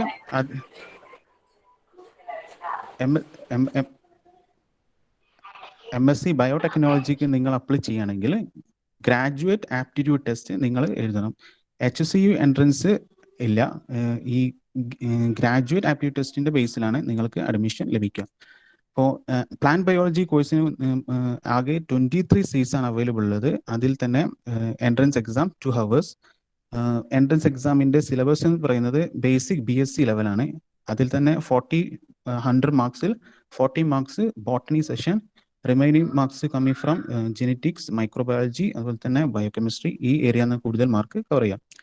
പിന്നെ അഡ്മിഷൻ എന്ന് പറയുന്നത് കൂടുതൽ പേരും നമുക്കറിയാം ഡൽഹി ബേസ്ഡ് ആയിട്ടുള്ള യൂണിവേഴ്സിറ്റിയിലേക്ക് അവർ പലരും ടാർഗറ്റ് ചെയ്യാറുള്ളത്. ഈ യൂണിവേഴ്സിറ്റികളെക്കാൾ തന്നെ NIRF റാങ്കിൽ നിൽക്കുന്ന അവരെ മുകളിൽ നിൽക്കുന്ന യൂണിവേഴ്സിറ്റിയാണ് ഹൈദരാബാദ്. പലരും ഫോക്കസ് ചെയ്യാൻ മറന്നു പോകുന്നു.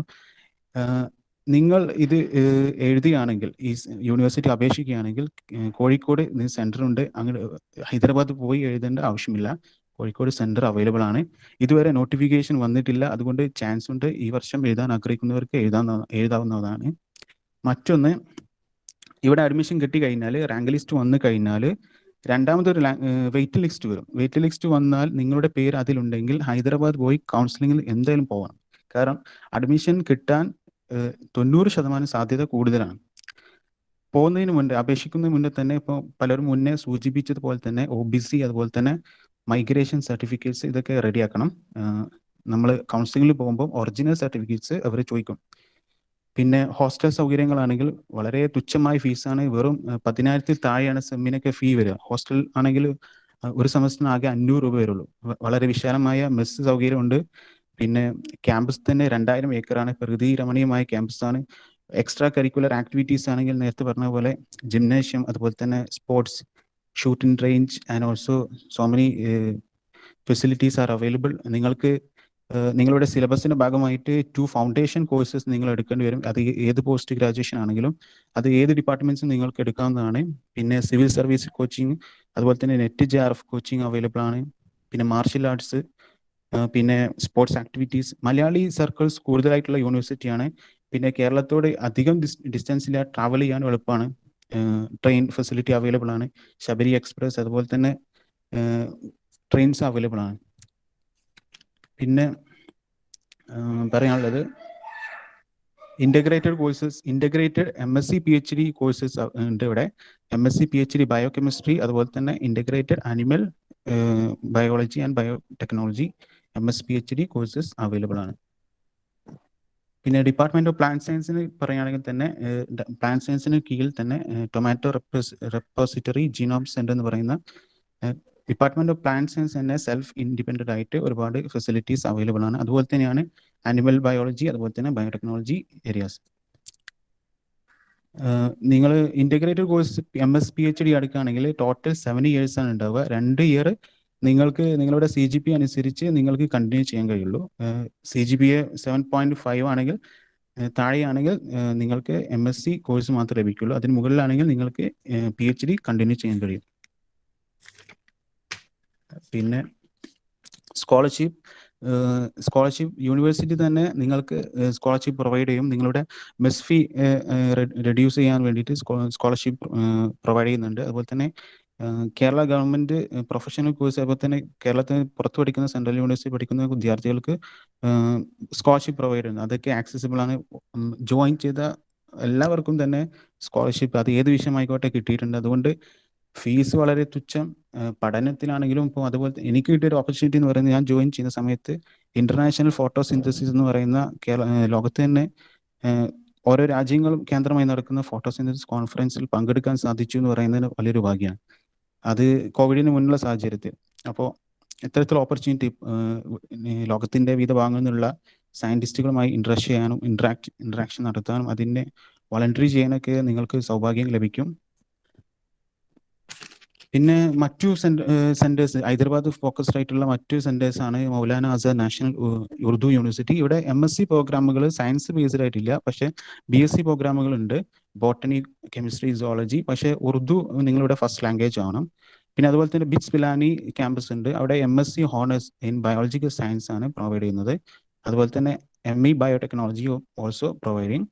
പിന്നെ Tata institute of fundamental Research അവർ integrate MSc PhD biological science provide ചെയ്യുന്നുണ്ട്. ഓക്കെ, ഞാൻ കൺക്ലൂഡ് ചെയ്യാം. Okay, thank you, Mr. Sabir. Now let me invite Mr. Sadiq Ali, who completed MSc Botany from Jamal Muhammad College, Trichy. And question is that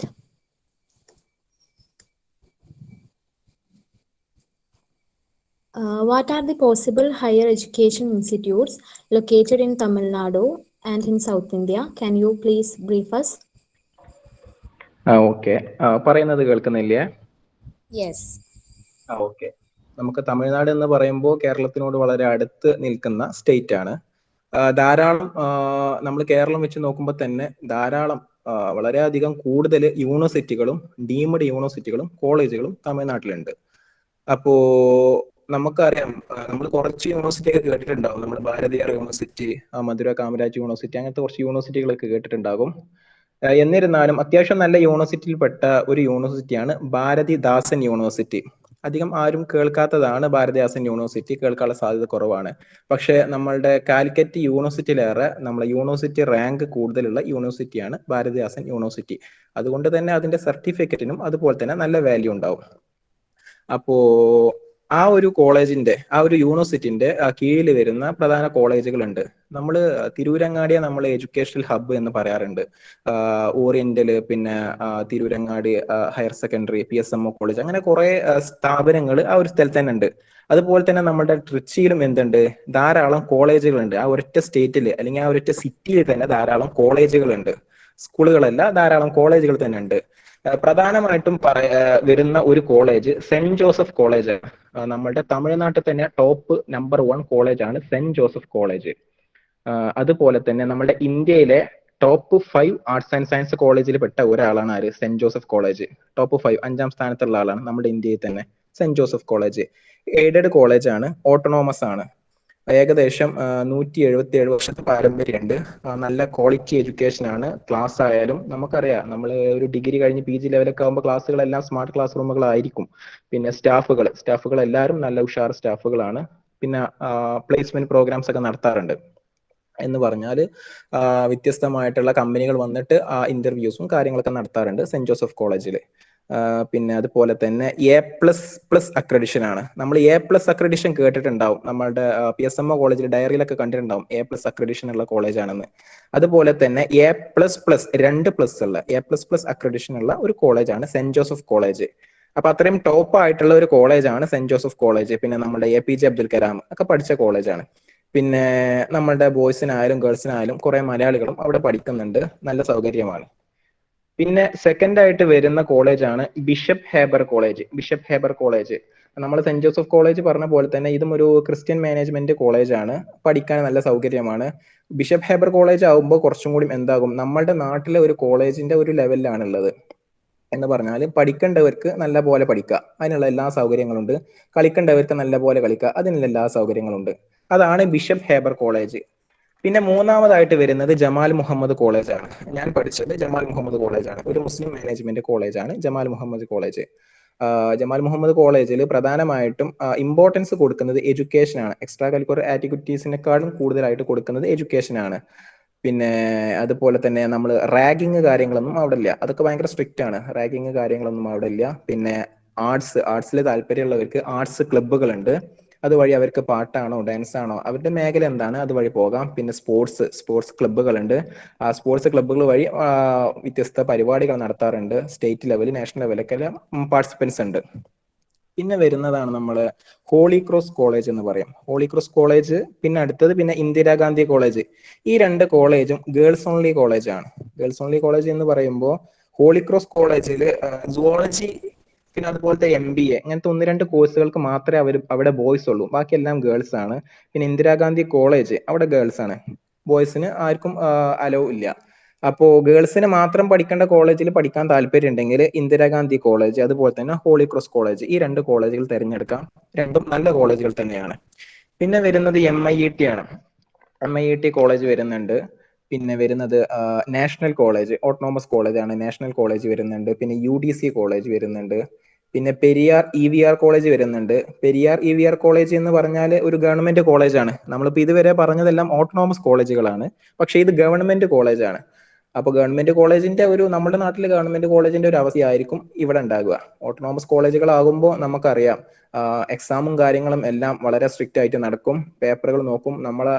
ഞങ്ങളുടെ exam ഒക്കെ കഴിഞ്ഞാൽ exam കഴിഞ്ഞ് 1 മാസത്തിന്റെ ഉള്ളിൽ റിസൾട്ടും എല്ലാം വരും. അപ്പോൾ അതൊരു ഓട്ടോണോമസ് ആയതിന്റെ ഒരു പ്രത്യേകതയാണ്. പിന്നെ നമുക്കറിയാം ഭാരതിദാസൻ യൂണിവേഴ്സിറ്റി ക്യാമ്പസ് തന്നെയുണ്ട്. ക്യാമ്പസ് വളരെ നല്ല സൗകര്യമാണ്. യൂണിവേഴ്സിറ്റി ക്യാമ്പസിന്റെ ഉള്ളിൽ തന്നെ പഠിക്കാൻ പറ്റുക എന്ന് പറഞ്ഞാൽ അവിടെ ഡിഗ്രിയും UGയും പിന്നെ PhDയും എല്ലാം പ്രൊവൈഡ് ചെയ്യുന്നുണ്ട്. ഏകദേശം ഇതൊക്കെയാണ് പ്രധാനമായിട്ടും നമ്മുടെ ട്രിച്ചി മേഖലയിലുള്ള നമ്മുടെ കോളേജുകൾ. അപ്പൊ ഈ ഒരു നമ്മൾ ഈ ഭാരതിദാസൻ യൂണിവേഴ്സിറ്റിന്റെ കീഴിലെ കോളേജിൽ പഠിച്ചാലുള്ള ഒരു ബെനിഫിറ്റ് എന്താണെന്ന് വെച്ചാല് നമ്മളുടെ ഐസറിന്റെ ഒരു സ്ഥാപനം, ഒരു ഇൻസ്റ്റിറ്റ്യൂട്ട് ഉണ്ട് നമ്മുടെ ട്രിച്ചിയില്, ബനാന ഇൻസ്റ്റിറ്റ്യൂട്ട് എന്ന് പറയും, ബനാന റിസർച്ച് ഇൻസ്റ്റിറ്റ്യൂട്ട് എന്ന് പറയും. നമ്മുടെ ഇന്ത്യയിൽ തന്നെ ഉള്ള ആകെ ഒരു സ്ഥാപനമാണ് നമ്മുടെ ബനാന റിസർച്ച് ഇൻസ്റ്റിറ്റ്യൂട്ട്. അത് തൃച്ചിയിലാണുള്ളത്. അപ്പൊ നമുക്ക് ഇവിടെയൊക്കെ പഠിച്ചാൽ നമുക്ക് സെക്കൻഡ് ഇയറിൽ പ്രൊജക്ട് ഉണ്ടാകും, പിന്നെ ചെറിയ ഇന്റേൺഷിപ്പ് പ്രോഗ്രാംസ്, ഫെലോഷിപ്പ് പ്രോഗ്രാംസ്, അങ്ങനത്തെ ചെറിയ ചെറിയ പ്രോഗ്രാംസ് ഒക്കെ ഉണ്ടാവും. അതൊക്കെ നമുക്ക് ഇവിടെ നിന്ന് ചെയ്യാം. അപ്പൊ ഇവിടെ നിന്നുകൊണ്ട് നമ്മൾ ചെയ്യുമ്പോഴുള്ള പ്രത്യേകത, നമുക്ക് ഒരു നാഷണൽ ലെവൽ സർട്ടിഫിക്കറ്റ് ആണ് കിട്ടുന്നത്, ഐസറിന്റെ ഒരു സർട്ടിഫിക്കറ്റ് ആണ് കിട്ടുന്നത്. അത് ഒരു വലിയൊരു പ്രത്യേകതയാണ്. പിന്നെ അത്യാവശ്യം നല്ല കോളേജുകൾ, പിന്നെ തമിഴ്നാട് വരുന്നത്, പിന്നെ ലൊയോള കോളേജ് ഉണ്ട്, ചെന്നൈയിൽ വരുന്നതാണ് ലൊയോള കോളേജ്. അത്യാവശ്യം നല്ല ഒരു കോളേജാണ്. പിന്നെ അങ്ങനെ പിന്നെ വരുന്നതാണ് പിന്നെ ഭാരതീയർ യൂണിവേഴ്സിറ്റി കേട്ടിട്ടുണ്ടാവും നമ്മൾ, കോയമ്പത്തൂര്. അവിടെ കുറച്ച് നല്ല കോളേജുകളുണ്ട്, കുറച്ച് കോഴ്സുകൾ ഭാരതീയർ യൂണിവേഴ്സിറ്റിന്റെ കീഴിലുണ്ട്. പിന്നെ കാമരാജ് യൂണിവേഴ്സിറ്റി, അതൊക്കെയാണ് പ്രധാനമായിട്ട് വരുന്നത്.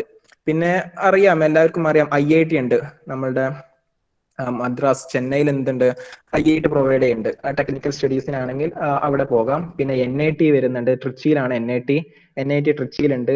പിന്നെ IIM ഉണ്ട്.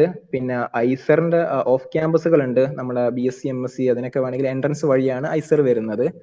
പിന്നെ അതൊക്കെ തന്നെയാണ് പ്രധാനമായിട്ടും നമ്മളുടെ ഈ തമിഴ്നാട് ആ ഒരു മേഖലയിൽ എഡ്യൂക്കേഷനുമായിട്ട് ബന്ധപ്പെട്ട് വരുന്നത്. Okay. Okay, thank you, Mr. Sadiq Ali. Then I would like to call upon Mr. Musfar Mohammed, who completed MSc Physics from Aligarh Muslim University, also completed MS in Physics and UBFC from France. Hello, കേൾക്കുന്നുണ്ടോ? Yes. Okay.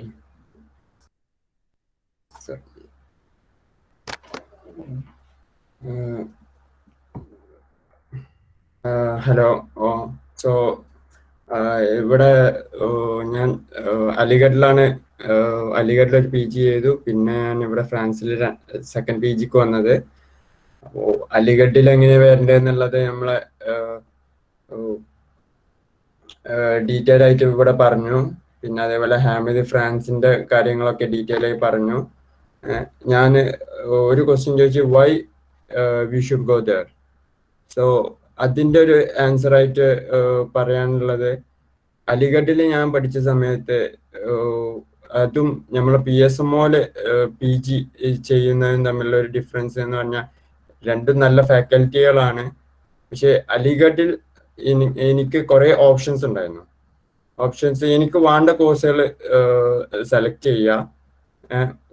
Means PSMOയിലും Calicut യൂണിവേഴ്സിറ്റിയിൽ അതേ options ഉണ്ട്.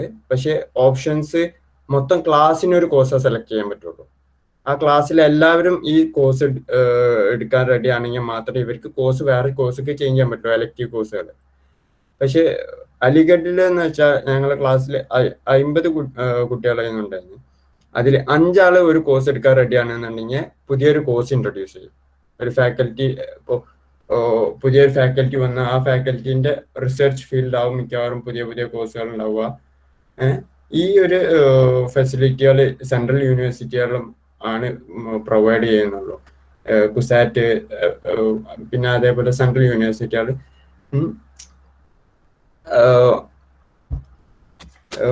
മെയിനായിട്ട് ഇതാണ് ഞാൻ difference ആയിട്ട്, academical ആയിട്ടുള്ള difference. ബാക്കി ക്യാമ്പസ് ലൈഫ്, ക്ലബ് ആക്ടിവിറ്റീസ്, അങ്ങനത്തെ വേറെ ലൈബ്രറി ടൈം, അങ്ങനത്തെ കുറേ ഡിഫറൻസുകളുണ്ട്. അതൊക്കെ ഇവിടെ എക്സ്പ്ലെയിൻ ചെയ്ത് ബാക്കിയുള്ളവർ. പിന്നെ പുറത്ത് മാസ്റ്റേഴ്സിനെ പഠിക്കാനുള്ളവരോട് പറയാനുള്ളത്, പുറത്ത് പോവാൻ ഈ സെൻട്രൽ യൂണിവേഴ്സിറ്റികളിലും ഇതൊക്കെ പോവാൻ എന്ന് പറഞ്ഞാൽ പ്രിപ്പറേഷന് വേണ്ടിയിട്ട് സെൻട്രൽ യൂണിവേഴ്സിറ്റി അഡ്മിഷൻ എക്സാമിനേഷന് വേണ്ടി തന്നെ പ്രിപ്പയർ ചെയ്യേണ്ടത്. അതിന് എക്സാമിന് പ്രിപ്പയർ ചെയ്യുക. അത് എല്ലാ വർഷവും PSMO ബഷീർ സാറും എല്ലാവരും ഒരു ചാർട്ട് ഉണ്ടാക്കാറുണ്ട്, ഒരു ഡോക്യുമെന്റ്. അതിൽ ഓരോ സെൻട്രൽ യൂണിവേഴ്സിറ്റി എക്സാംസും അതിന്റെ ഡെഡ് ലൈൻസും വെച്ചിട്ട് അങ്ങനെ ഉണ്ടാക്കി സർക്കുലേറ്റ് ചെയ്യാറുണ്ട്. അപ്പൊ അത് നോക്കി ആ ഡെഡ് ലൈൻ്റെ ഉള്ളിൽ അപ്ലൈ ചെയ്യുക, എക്സാം എഴുതുക. കേരളത്തിൽ ഒരുവിധ എല്ലാത്തിനും കേരളത്തിൽ സെന്റർ ഉണ്ട്. അലിഗഡ്, അതേപോലെ വേറെ ഉസ്മാനിയ അങ്ങനത്തെ കുറച്ച് ഒഴികെ ബാക്കി എല്ലാത്തിനും കേരളത്തിൽ മിക്ക സെന്റർ ഉണ്ടാവും PG എക്സാമിന്. അപ്പോൾ അവിടെ പോവുക, അല്ലാന്നുണ്ടെങ്കിൽ അലിഗഡിലാണെങ്കിൽ അലിഗഡിൽ പോവുക, അതിന് അവിടുത്തെ കുട്ടികളെ ഹെൽപ്പ് ചെയ്യും. ഞാൻ അലിഗഡിൽ എക്സാം എഴുതാൻ പോയ സമയത്ത് അവിടെ എനിക്ക് പരിചയമുള്ള ആരും ഇല്ലായിരുന്നു. അപ്പൊ നമ്മളെ സുവോളജിത്തെ ഷെരീഫ് സാറ് അലിഗഡ് അലുമിനിയാണ്. മൂപ്പര് അവിടുത്തെ കോണ്ടാക്ട്, അവിടെ വേറെ മലയാളി കോണ്ടാക്ട്സ് തന്ന് അങ്ങനെ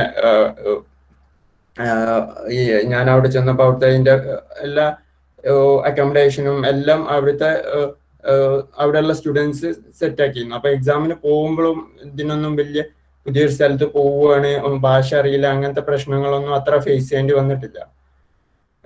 പിന്നെ ഫോറിൻ യൂണിവേഴ്സിറ്റി പ്രിപ്പയർ ചെയ്യുകയാണെന്നുണ്ടെങ്കിൽ മെയിനായിട്ട്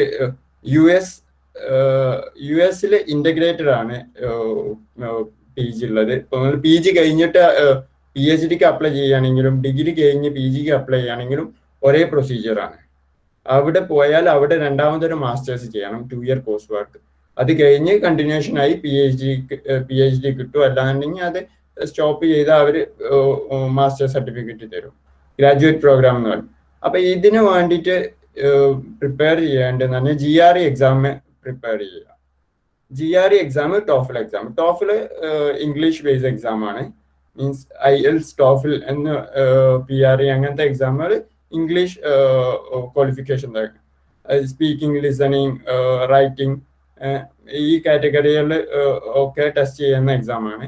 അപ്പോൾ ടോഫിലാണ് US വേണ്ടത്. പിന്നെ GRE ജനറലും സബ്ജക്റ്റീവും രണ്ടും എഴുതുന്നതാണ് നല്ലത്. ജനറൽ മാത്രമാണെങ്കിലും ഒരുവിധം യൂണിവേഴ്സിറ്റികളൊക്കെ അംഗീകരിക്കും.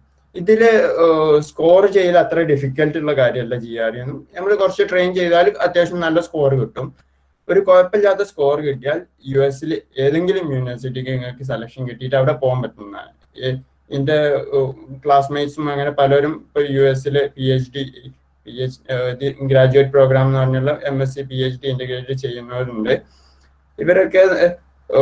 അവരൊക്കെ മെയിൻ ചെയ്തൊരു കാര്യങ്ങൾ എന്ന് പറഞ്ഞാൽ ഒരു ഡ്രീം യൂണിവേഴ്സിറ്റി അപ്ലൈ ചെയ്യും, വലിയ ഹൈ റാങ്കിങ് യൂണിവേഴ്സിറ്റി നമ്മളൊക്കെ പേര് കേട്ടത്, അവിടെ അപ്ലൈ ചെയ്യും. അത് കിട്ടാൻ നല്ല ചാൻസ് കുറവാണ്. പിന്നെ 2 യൂണിവേഴ്സിറ്റികൾ നല്ല റാങ്കിങ് ഉള്ള നല്ല ഇതുള്ള അവർ പ്രോഗ്രാമുകളൊക്കെ സെലക്ട് ചെയ്ത് അതിനെ കുറിച്ച് ഉള്ള നല്ല 2 യൂണിവേഴ്സിറ്റി അപ്ലൈ ചെയ്യും. പിന്നെ അതുമല്ലാതെ US കുറെ യൂണിവേഴ്സിറ്റികളുണ്ട് നമുക്ക് പേര് പോലും അറിയാത്ത റാങ്കിങ്ങിൽ നമ്മൾ above 1000 റാങ്കിങ് ഒക്കെ വരുന്ന യൂണിവേഴ്സിറ്റികളുണ്ട്. അപ്പൊ ഇത് 2 ഒരു ബാക്കപ്പിന് സേഫ്റ്റിക്ക് അപ്ലൈ ചെയ്യും. ഈ ഇത് അപ്ലൈ ചെയ്തെന്ന് പറഞ്ഞാൽ ഈ 2 ഒന്നിൽ ഉറപ്പായിട്ടും അഡ്മിഷൻ കിട്ടും. GRE ഒരു ആവറേജ് സ്കോർ തരും. ബാക്കിയുള്ള ഇതിൽ നമുക്ക് വേണ്ട, ഞാൻ പറഞ്ഞ 2 യൂണിവേഴ്സിറ്റി നമ്മൾ നല്ല റാങ്കിങ് ഉള്ള നല്ല 2 യൂണിവേഴ്സിറ്റി, നമുക്ക് താല്പര്യമുള്ള നല്ല 2 യൂണിവേഴ്സിറ്റി അപ്ലൈ ചെയ്യണമെന്ന് വെച്ചാൽ അതിൽ നമുക്ക് ബാക്കിയുള്ള ക്രൈറ്റീരിയ CV, SOP, നമ്മൾ CV എത്രത്തോളം സ്ട്രോങ് ആണ് അതിനൊക്കെ ഡിപ്പെൻഡ് ചെയ്യും. പക്ഷെ ഈ ലോ റാങ്കിങ് ആയുള്ള US ഏതെങ്കിലും യൂണിവേഴ്സിറ്റി അപ്ലൈ ചെയ്താൽ അതിൽ സെലക്ഷൻ ഒരുവിധം 90% ഷുവർ ആണ്. ഇതിൽ ആവറേജ് സ്കോർ കിട്ടിയാൽ GRE നല്ല സ്കോർ കിട്ടിയാൽ നല്ല യൂണിവേഴ്സിറ്റി തന്നെ സെലക്ഷൻ ഷുവർ ആണ്. നമ്മള് സെൻട്രൽ യൂണിവേഴ്സിറ്റി ഒക്കെ പഠിക്കണം, പ്രിപ്പയർ ചെയ്യണ മാതിരി ഇതിന് വേറെ തന്നെ പ്രിപ്പയർ ചെയ്താൽ സുഖമായി. പിന്നെ ഈ ബാക്കിയുള്ള രാജ്യങ്ങളിൽ മാസ്റ്റേഴ്സിന് അല്ലെങ്കിൽ PhDക്കോ അപ്ലൈ ചെയ്യാം എന്ന് വെച്ചാൽ ഒരുവിധം രാജ്യങ്ങളൊക്കെ ഇംഗ്ലീഷ് സ്പീക്കിംഗ് കൺട്രീസ് ആണെങ്കിൽ ഇംഗ്ലീഷ് സർട്ടിഫിക്കറ്റ് പ്രസന്റ് ചെയ്യണം. അതായത് UK, അയർലാൻഡ്, ന്യൂസിലാൻഡ്, ഓസ്ട്രേലിയ, ഇവിടെയൊക്കെ IELTS നിർബന്ധം. കാനഡ ടോഫിൽ ആണെങ്കിലും കുഴപ്പമില്ല. US പ്രിപ്പയർ ചെയ്യാൻ ടോഫിൽ ആണെങ്കിലും ചില ഒരുവിധം യൂണിവേഴ്സിറ്റികൾ അക്സെപ്റ്റ് ചെയ്യും. പക്ഷെ IELTS ആണ് അവർ പ്രിഫർ ചെയ്യുന്നത്. അപ്പൊ ഇവിടെ ഈ IELTS ബാക്കി പിന്നെ CV, ബാക്കി നമ്മളെ കുറിച്ചുള്ള സ്റ്റേറ്റ്മെന്റ് ഓഫ് പർപ്പസ് അങ്ങനത്തെ കാര്യങ്ങൾ എഴുതിയതാണ് നമുക്ക് അതിനു വേണ്ടി ആവശ്യം വരുന്നത്. പിന്നെ യൂറോപ്പ് ബാക്കി ഒരുവിധം യൂണിവേഴ്സിറ്റികൾ ഈ ഇംഗ്ലീഷ് ക്രൈറ്റീരിയ പോലും അവർ വെക്കുന്നില്ല. പക്ഷെ ഒരേ റിക്വയർമെന്റ് നമ്മളെ ബാച്ചിലേഴ്സ് നമ്മൾ ഇംഗ്ലീഷ് ആയിരിക്കണം മീഡിയം ഓഫ് കമ്മ്യൂണിക്കേഷൻ. അതാണ് നമ്മൾ PSMOയിലും ഇതിലൊക്കെ കേസ്. അതിനു വേണ്ടിയിട്ട് ജസ്റ്റ് കാലിക്കറ്റ് യൂണിവേഴ്സിറ്റിയിൽ നിന്ന് ഒരു ഒരു സർട്ടിഫിക്കറ്റ് അല്ല, ഒരു മീൻസ് ഒരു ലെറ്റർ ഹെഡിൽ അവർ പ്രിന്റ് ചെയ്തരും. ഇന്ന സ്റ്റുഡന്റ് ഇംഗ്ലീഷ് ആണ് മീഡിയം ഓഫ് കമ്മ്യൂണിക്കേഷൻ, ഇന്ന കോഴ്സ് പഠിച്ച് തീർത്തത് അല്ലെങ്കിൽ ചെയ്യുന്നത് എന്നുള്ള സർട്ടിഫിക്കറ്റ് കാലിക്കറ്റ് യൂണിവേഴ്സിറ്റിയിൽ നിന്ന്. ആ സർട്ടിഫിക്കറ്റ് വെച്ചിട്ട് ഇവിടെ യൂറോപ്പിലെ ഏഷ്യൻ കൺട്രീസിലെ പലതിലും നമുക്ക് ഇപ്പോൾ ഏഷ്യൻ കൺട്രീസ് ജപ്പാൻ ആണെങ്കിലും സൗത്ത് കൊറിയ ആണെങ്കിലും ഇവിടെയൊക്കെ നല്ല നല്ല യൂണിവേഴ്സിറ്റികൾ നല്ല നല്ല പ്രോഗ്രാമുകളുണ്ട്. ഇവിടെയൊക്കെ അപ്ലൈ ചെയ്യാം. പിന്നെ അപ്ലൈ ചെയ്യുമ്പോൾ ഈ ആപ്ലിക്കേഷൻ ഒരുവിധം ഇന്റർവ്യൂ ബേസ്ഡ് ആണ്. എക്സാം വേറെ US-ന്റെ മാതിരി നമ്മൾ എക്സാം പ്രിപ്പയർ ചെയ്തിട്ട് ചെയ്യേണ്ടതല്ല. അതുകൊണ്ട് അവര് നമ്മളെ എക്സിസ്റ്റിംഗ് മാർക്ക് ചെക്ക് ചെയ്യും. അതിന് പുറമെ CV-യിലുള്ള ബാക്കി എത്രത്തോളം CV സ്ട്രോങ് ആണ് എന്നുള്ള കാര്യങ്ങളാണ് ചെക്ക് ചെയ്യുക. അത് നമ്മളെ ബഷീർ സാറിനോടൊക്കെ ചോദിച്ചാൽ നല്ല ഡീറ്റെയിൽ പറഞ്ഞിട്ടുണ്ട്. ബഷീർ സാറ് ജപ്പാനിൽ പോസ്റ്റ് ഡോക്ക് ചെയ്തതാണ്. അതുകൊണ്ട് അതിനെ കുറിച്ചുള്ള ഡീറ്റെയിൽസ് ഒക്കെ നിങ്ങൾക്ക് സാർ ഇതൊക്കെ വേറെ വേറെ പ്രോഗ്രാമിൽ തരും. ഒരു അഡ്വൈസ് എല്ലാവർക്കും തരാനുള്ളതെന്ന് പറഞ്ഞാൽ, ഈ ഫോറിൻ യൂണിവേഴ്സിറ്റികൾ പോവണം എന്ന് നന്നായിട്ടുള്ള പ്രിപ്പറേഷൻ ചെയ്യുന്നവരാണെങ്കിൽ നിങ്ങളെ ഡിഗ്രി ഫൈനൽ ഇയർ പ്രൊജക്ട് നിങ്ങൾ സാർ ഏത് ടീച്ചറാണോ ചെയ്യുന്നത്, നമ്മളെ PSMO ഉള്ള നല്ല ക്വാളിഫൈഡ് നല്ല ടീച്ചേഴ്സാണ്. ഇവരോട് ഇത് സംസാരിക്കുക, എനിക്ക് ഇതാണ് ലക്ഷ്യം, അപ്പോൾ ഇതിന്റെ പ്രൊജക്ട് കുറച്ച് നന്നായി എനിക്ക് ചെയ്യണം എന്ന് പറഞ്ഞാൽ അത് കുറച്ചും കൂടി ഹാർഡ് വർക്ക് ചെയ്യാം. അത് ഒരു പേപ്പർ ആക്കാൻ പറ്റുന്ന രീതിയിൽ ചെയ്യാം. പേപ്പർ ആക്കാന്ന് പറഞ്ഞാൽ വലിയ ഡിസ്റ്റിങ്വിഷ് ജേർണലിൽ പേപ്പർ ആക്കണം എന്ന് നിർബന്ധമില്ല. വലിയ ഡിസ്റ്റിങ്വിഷ് ജേർണലിൽ പേപ്പർ ആക്കണമെങ്കിൽ നമ്മൾ 6 മാസത്തെ അല്ലെങ്കിൽ 1 വർഷം നമ്മൾ BSc ഫൈനൽ ഇയറിന് നമ്മൾ പാർട്ട് ടൈമായി ചെയ്ത് ഒന്നും വലിയ ഡിസ്റ്റിങ്വിഷ് ജേർണൽ, ഒരു ഇന്ത്യൻ ജേർണലിലോ അല്ലാന്നുണ്ടെങ്കിൽ വേറെ കുറെ വേൾഡ് ജേർണൽസ് തന്നെ കുറെ ഉണ്ട്, നല്ല ഇമ്പാക്ട് ഫാക്ടർ ഇല്ലാത്ത ജേർണലുകളുണ്ട്. അതിൽ ജസ്റ്റ് ഒന്ന് പബ്ലിഷ് ചെയ്താൽ നമുക്കൊരു പേപ്പറായി. ഈ പേപ്പറിന് എന്ന് പറഞ്ഞാൽ ഈ പേപ്പറിന് വലിയ ഞങ്ങൾ PhD ഒക്കെ കഴിഞ്ഞ് പിന്നെ ഫാക്കൽറ്റി പോസ്റ്റിന് അപ്ലൈ ചെയ്യുമ്പോൾ ഈ പേപ്പറിനൊന്നും ഒരു വാല്യൂ ഉണ്ടാവില്ല. കാരണം ജേർണൽ റാങ്കിങ്ങും അങ്ങനത്തെ കാര്യങ്ങൾ, ഇമ്പാക്ട് ഫാക്ടർ അങ്ങനത്തെ കാര്യങ്ങൾ ചെക്ക് ചെയ്യുമ്പോൾ റാങ്ക് ഉണ്ടാവില്ല. പക്ഷെ നിങ്ങൾ ഇതൊരു ഫോറിൻ യൂണിവേഴ്സിറ്റിക്ക് PGക്കോ അല്ലെങ്കിൽ PhDക്കോ അപ്ലൈ ചെയ്യുമ്പോൾ അവര് നിങ്ങളെ കൺസിഡർ ചെയ്യല് ബാക്കി അപ്ലൈ ചെയ്ത സ്റ്റുഡൻസിനാണ്. ബാക്കി അപ്ലൈ ചെയ്ത സ്റ്റുഡൻസ് വലിയ വലിയ റാങ്കിങ് യൂണിവേഴ്സിറ്റി എന്നുള്ള സ്റ്റുഡൻസ് ഉണ്ടാവും. അവർക്ക് അതിന്റെ മെറിറ്റ് പോയിന്റ് അഡ്മിഷൻ പ്രൊസീജിയറിൽ അവർ കൊടുക്കും. അപ്പൊ അവര് നിങ്ങളെ മുന്നിൽ റാങ്ക് വരും. പിന്നെ ക്ലാസ് ടോപ്പർ ആണോ യൂണിവേഴ്സിറ്റി ടോപ്പർ ആണോ ഇതിനൊക്കെ നമുക്ക് പ്രിഫറൻസ് വരും, നമ്മൾ അഡ്മിഷൻ എത്രത്തോളം കിട്ടും. പക്ഷെ ഈ ക്രൈറ്റീരിയ എല്ലാവർക്കും ആക്കാൻ പറ്റിയാണ്. ഒരു റിസർച്ച് നല്ലൊരു റിസർച്ച് വർക്ക് ഫൈനൽ സെമസ്റ്ററിൽ ചെയ്താൽ ഈ ഇത് വെച്ച് നമ്മൾ ഒരുവിധം എല്ലാ സ്റ്റുഡൻസിന്റെ മുന്നിൽ കയറും. ഇതേപോലെ റിസർച്ച് ചെയ്ത കുട്ടികളെ കൂട്ടത്തിലായിട്ട് അത്രത്തോളം മുമ്പ് പോകുന്നതുകൊണ്ട് നമ്മളെ സെലക്ഷന്റെ ചാൻസ് നല്ല കൂടുതൽ കൂടും. അപ്പോൾ ഈ ഒരു സംഭവമാണ് മെയിനായിട്ട് ഇപ്പൊ ഫോറിൻ യൂണിവേഴ്സിറ്റികൾ നോക്കുകയാണെങ്കിൽ ചെയ്യേണ്ടത്. കാരണം US അല്ലാത്ത വേറെ ഒരു രാജ്യങ്ങൾ നമ്മളൊരു എക്സാം പ്രിപ്പയർ ചെയ്ത് നമുക്ക് കയറാൻ പറ്റില്ല. US-നാണെങ്കിൽ ജസ്റ്റ് ആ എക്സാമിന്റെ GRE ടെസ്റ്റിന് വേണ്ടി നമ്മൾ കോൺസെൻട്രേറ്റ് ചെയ്താൽ ഇത് ചെയ്യാം. സെൻട്രൽ യൂണിവേഴ്സിറ്റികളാണെങ്കിൽ അതിന്റെ ടെസ്റ്റിന് കോൺസെൻട്രേറ്റ് ചെയ്താൽ നമ്മൾ ഒരു എല്ലാം കൂടി ഇതാക്കിയിട്ടൊരു ഇതാക്കരുത്. ഒന്നിനെ എയിം ചെയ്ത് അതിന് വേണ്ടിയിട്ട് എന്തൊക്കെയാന്നുള്ളത് നോക്കുക, പ്രിപ്പയർ ചെയ്യുക. പിന്നെ ഞാൻ ഈ ചാറ്റ് ബോക്സിൽ ഇപ്പോൾ 2 ലിങ്ക് ഷെയർ ചെയ്യാം. ഒന്ന് ഇവിടെ ഫ്രാൻസിൽ ഒരുവിധം പ്രോഗ്രാമുകളൊക്കെ എന്ന് പറഞ്ഞാൽ ഈ ഫ്രഞ്ചിലാണ് പ്രോഗ്രാമുകൾ. അതിന് ജോയിൻ ചെയ്യണമെന്നുണ്ടെങ്കിൽ ഫ്രഞ്ച് B2 ലെവലിൽ പഠിക്കണം. അപ്പോൾ അത് ഫ്രാൻസിൽ വരണമെന്ന് നല്ല താല്പര്യമുള്ള ആൾക്കാരാണെങ്കിൽ ഫ്രാൻസ് ആണ് ഡ്രീം ഡെസ്റ്റിനേഷൻ, അങ്ങനെ ഫ്രാൻസിൽ വരണം എന്നുള്ള താല്പര്യമാണെന്നുണ്ടെങ്കിൽ അവര് ഫ്രഞ്ച് പഠിച്ച് അതിന്റെ B2 ലെവൽ ഫ്രഞ്ച് ക്വാളിഫിക്കേഷൻ ഉള്ള സർട്ടിഫിക്കറ്റ് വെച്ചിട്ട് ഇവിടെ PGക്ക് അപ്ലൈ ചെയ്താൽ നല്ല സിമ്പിളായി കിട്ടും. കാരണം ഒരുവിധം എല്ലാ പ്രോഗ്രാമും ഫ്രഞ്ചിലാണ് ഫ്രാൻസിലെ. കുറച്ച് പ്രോഗ്രാമുകൾ ഇംഗ്ലീഷിലുള്ളൂ. അപ്പൊ ഇംഗ്ലീഷിലുള്ള പ്രോഗ്രാമിന് ഞാൻ അപ്ലൈ ചെയ്തത് ഞാൻ അലിഗഡ് യൂണിവേഴ്സിറ്റിയിൽ നിന്ന് എന്റെ കോഴ്സ് ഇംഗ്ലീഷിലാണ് എന്നുള്ള കോഴ്സ് മീഡിയം ഓഫ് കമ്മ്യൂണിക്കേഷൻ ഇംഗ്ലീഷിലാണ് എന്നുള്ള സർട്ടിഫിക്കറ്റ് മാത്രം വെച്ചിട്ട് ബാക്കി ഡിഗ്രി PG സർട്ടിഫിക്കറ്റുകൾ അങ്ങനത്തെ കാര്യങ്ങൾ വെച്ചിട്ടാണ് ഇവിടെ അപ്ലൈ ചെയ്തത്. പിന്നെ അപ്പൊ ഈ ഫ്രാൻസിലുള്ള എല്ലാ ഇംഗ്ലീഷ് പ്രോഗ്രാമുകളും ഉള്ള ഒരു വെബ്സൈറ്റ് ഉണ്ട്, ക്യാമ്പസ് ഫ്രാൻസിന്റെ. അത് ഞാൻ ഇപ്പൊ ഷെയർ ചെയ്തുതരാം. പിന്നെ അതേപോലെ മാസ്റ്റർ പോർട്ടൽ എന്ന് പറഞ്ഞ വെബ്സൈറ്റ് ഉണ്ട്. മാസ്റ്റർ പോർട്ടൽ എന്ന് പറഞ്ഞ വെബ്സൈറ്റിൽ വേൾഡിലുള്ള ഒരുവിധം കുറെ നൂറുകണക്കിനോ ആയിരക്കണക്കിന് മാസ്റ്റേഴ്സ് പ്രോഗ്രാംസ് അതിലുണ്ട് ഇംഗ്ലീഷിലുള്ളത്.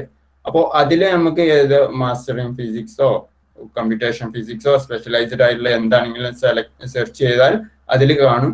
അപ്പൊ അതിൽ യൂണിവേഴ്സിറ്റി ഇന്ന യൂണിവേഴ്സിറ്റിയിൽ ഇന്ന കോഴ്സ് ഉണ്ട്, 1 year ആണ് അല്ലെങ്കിൽ 2 year ആണ്, ആ ക്രൈറ്റീരിയ വെച്ചിട്ട് ഇങ്ങനെ നമുക്ക് കാണാം. അപ്പോൾ അത് വെച്ച് നമ്മൾ ആ വെബ്സൈറ്റിൽ പോയി നമ്മൾ ആ പ്രോഗ്രാമിനെ കുറിച്ച് നമ്മൾ അതായത് റിസർച്ച് ചെയ്യുക.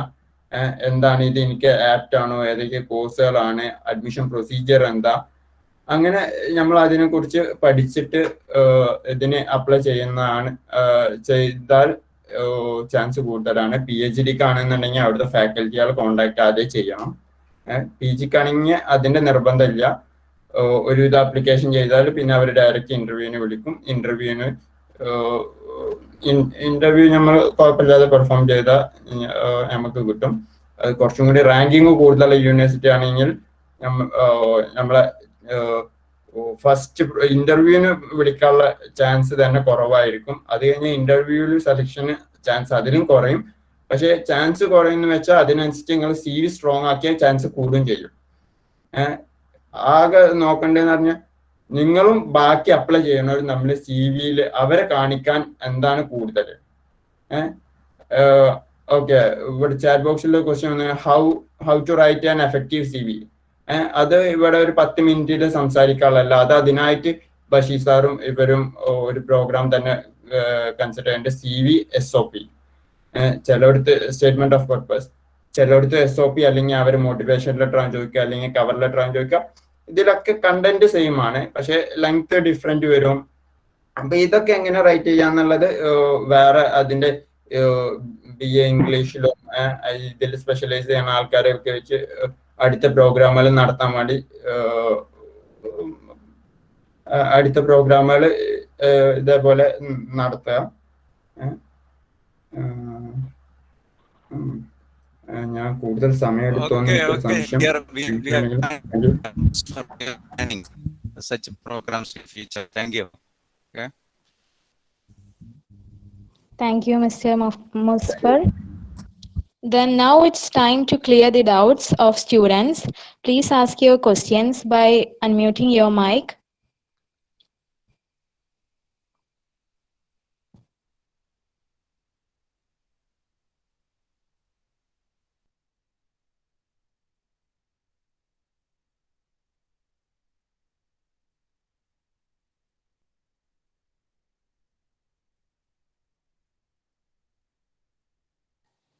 Anybody has their doubts?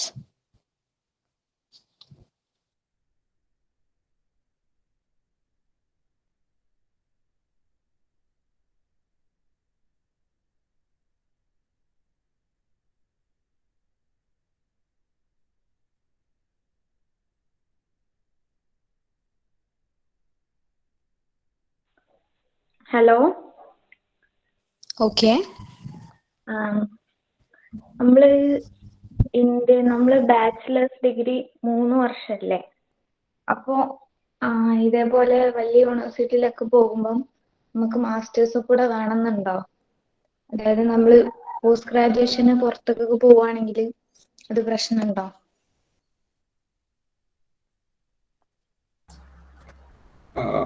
ഇതിന്റെ അത് കൺട്രി ഡിപ്പെൻഡ് ചെയ്യും.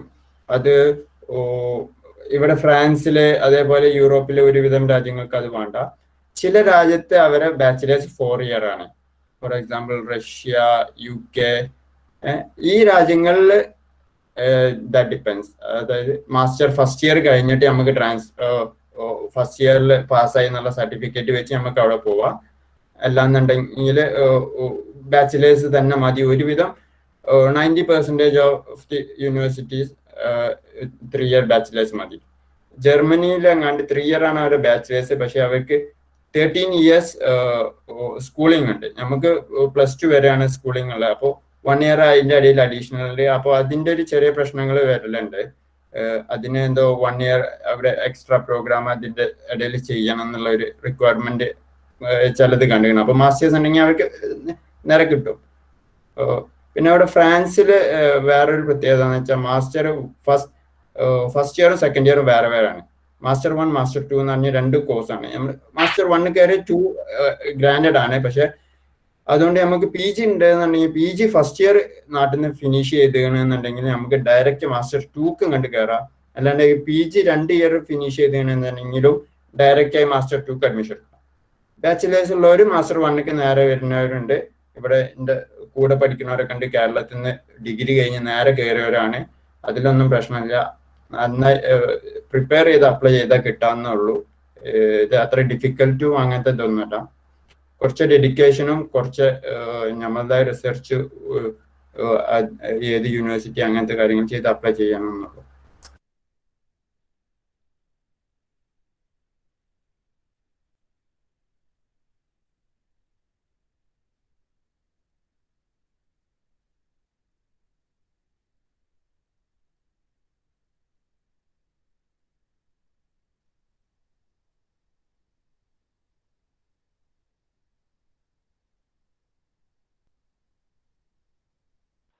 സർ അർഷദ് ജോയിൻ ചെയ്തിട്ടുണ്ട്. ഓക്കെ അർഷദ് ഉണ്ടോ? നമുക്ക് 12 മണിക്ക് സ്റ്റാർട്ട് ചെയ്തതാണ്. Almost 2 now. We have very effective interaction. എല്ലാവരെയും ടോക്ക് പ്രിസൈസ്ഡ് ആയിരുന്നു, വളരെ ഫോക്കസ്ഡ് ആയിരുന്നു, എല്ലാ കാര്യങ്ങളും വളരെ ക്ലിയർ ആയിട്ട് പറഞ്ഞു. നമുക്ക് we have less number of participant because of long time. Anyway thank you Arshad. അർഷദിന് ഇന്ന് എക്സാം ആയിരുന്നു. എക്സാം കഴിഞ്ഞിട്ട് കുറച്ച് സമ്മറൈസ് ചെയ്ത് 2 വാക്ക് കുട്ടികളോട് അവസാനം പറയാനുള്ള എന്താണെന്ന് വെച്ചാൽ ഒന്ന് പറയാം. ഓക്കെ അർഷദ്. ഞാൻ കുറച്ചൊക്കെ കേട്ടു. പിന്നെ ഷബീർക്ക ഒക്കെ എക്സ്പ്ലെയിൻ ചെയ്തു എക്സ്യൂവിന്റെ അഡ്മിഷൻ എന്തൊക്കെയാണെന്നുള്ളതൊക്കെ. പിന്നെ ആ പറഞ്ഞേക്കെന്നെ പറയാനുള്ളത്. പിന്നെ ഇതിൽ പറയാനുള്ളത് എന്താ വെച്ചാൽ ഇപ്പോൾ IISc ICES ഇപ്പം ഇന്ത്യത്തെ കാര്യം ഞാൻ പറയുന്നത്. IISc ICES TFR ഇങ്ങനെയുള്ള പ്രീമിയർ റിസർച്ച് ഇൻസ്റ്റിറ്റ്യൂട്ട്സ് കഴിഞ്ഞാൽ നിങ്ങൾ സ്വാഭാവികമായിട്ടും ഫോക്കസ് ചെയ്യേണ്ട 2 യൂണിവേഴ്സിറ്റീസാണ് JNU ഹൈദരാബാദും. Depends upon which course you are applying for. അപ്പോൾ ആ ഒരു ലെവലിലുള്ള ഫോക്കസ് കൊടുത്തിട്ട് തന്നെ HCനും JNU നിങ്ങൾ കാണാം. കാരണം നല്ല ഡിഫറൻസ് ഉണ്ടെന്നാണ് ഞാൻ മനസ്സിലാക്കുന്നത്. പിന്നെ ഇപ്പോൾ വന്ന പുതിയ QS റാങ്കിങ്സിലൊക്കെ നല്ല റാങ്കിങ്ങുള്ള യൂണിവേഴ്സിറ്റിയാണ്. പിന്നെ സമ്മർ ഇപ്പോൾ ഫസ്റ്റ് ഇയേഴ്സ് ആരെങ്കിലും ഇതിലുണ്ടെന്നുണ്ടെങ്കിൽ സമ്മർ റിസർച്ചായിട്ട് ബന്ധപ്പെട്ട് എന്തെങ്കിലും സാധനം ഉണ്ടെന്നുണ്ടെങ്കിൽ എന്നെ കോൺടാക്ട് ചെയ്യാവുന്നതാണ്. കുഴപ്പമില്ല. അത്രേ പറയാം. Okay, thank you mister Arshad.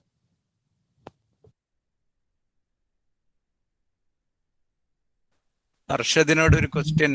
POBE കിട്ടിയ പഠിക്കുന്ന സമയത്ത് കിട്ടിയ സ്റ്റുഡൻ്റ് ആണ്, ആദ്യത്തെ സ്റ്റുഡൻ്റ് ആണ്. അപ്പോൾ അതൊക്കെ ഈ ഹയർ സ്റ്റഡീസിലേക്ക് പോകാൻ സഹായിച്ചിട്ടുണ്ടോ എന്നുള്ള ഒരു ക്വസ്റ്റ്യൻ ഉണ്ട് അർഷദിനോട്. അത് ഇപ്പോൾ എൻ്റെ POBന്റെ പ്രോജക്റ്റ് ഞാൻ ഫസ്റ്റ് ഇയർ സാധാരണ ഇതിൽ ഓറിയന്റേഷൻ ഉണ്ടാവുക. എല്ലാ പ്രൊഫസർമാരും നമ്മൾ പരിചയപ്പെടും. സാധാരണ PhDന്റെ ഒരു അങ്ങനെ പറയാൻ പറ്റില്ലെങ്കിൽ ഒരു മിനി റൊട്ടേഷൻ പോലെയാണ്.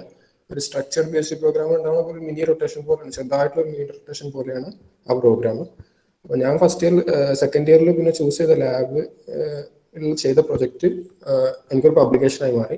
അപ്പം അത് PhD അഡ്മിഷന് ഉപകാരപ്പെടുന്നതാണ് ഞാൻ മനസ്സിലാക്കുന്നത്. പബ്ലിക്കേഷനൊക്കെ വാല്യൂ ഉണ്ടെന്നാണ് മനസ്സിലാക്കുന്നത്. അപ്പോൾ അങ്ങനെയുള്ള ഒരു സാധനം ഉണ്ട്. പിന്നെ അതേപോലെ തന്നെ റിസർച്ച് എക്സ്പീരിയൻസ് എന്നുള്ളത് അണ്ടർ ഗ്രാജുവേറ്റ് ടൈമിൽ റിസർച്ച് എക്സ്പീരിയൻസ് എന്നുള്ളത് PhD അഡ്മിഷനും അതേപോലെ തന്നെ MScക്കൊക്കെ പുറത്തേക്കൊക്കെ അപ്ലൈ ചെയ്യുമ്പോൾ അങ്ങനെയുള്ള സാധനങ്ങളൊക്കെ ഭയങ്കര ഉപകാരപ്പെടും. ഇന്ത്യയിലാവുമ്പം എത്രത്തോളം ഉപകാരപ്പെടുമെന്ന് എനിക്കറിയില്ല.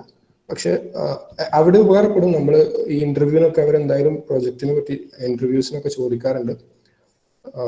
അതാണ് പറയാം. പിന്നെ ഇതിൽ ആഡ് ചെയ്യാനുള്ള ഒരു കാര്യം എന്താ വെച്ചാൽ HCUവിൽ ഇന്റഗ്രേറ്റഡ് PhD ബയോടെക്നോളജി ഉണ്ട്. അതിന് GATB വഴിയല്ല അഡ്മിഷന്. അതൊന്ന് ശ്രദ്ധിക്കുക. അത് വിട്ടുപോയവരുണ്ട് പലരും. അതൊന്ന് ശ്രദ്ധിക്കുക. അങ്ങനെ അപ്ലൈ ചെയ്യാൻ താല്പര്യമുള്ളവരുണ്ടെന്നുണ്ടെങ്കിൽ. കുറച്ച് സീറ്റുള്ളൂ, 4 സീറ്റുള്ളൂ. പക്ഷെ ശ്രദ്ധിക്കുക. Okay, thank you.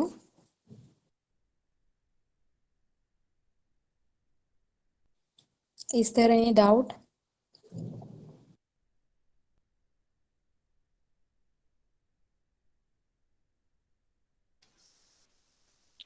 ഹിന, നമുക്ക് വൈൻഡ് അപ്പ് ചെയ്യാം. Vote of thanks. Okay. Now I like to call upon Miss Hadia, President of MSF Harida, also final year student of physics, for vote of thanks.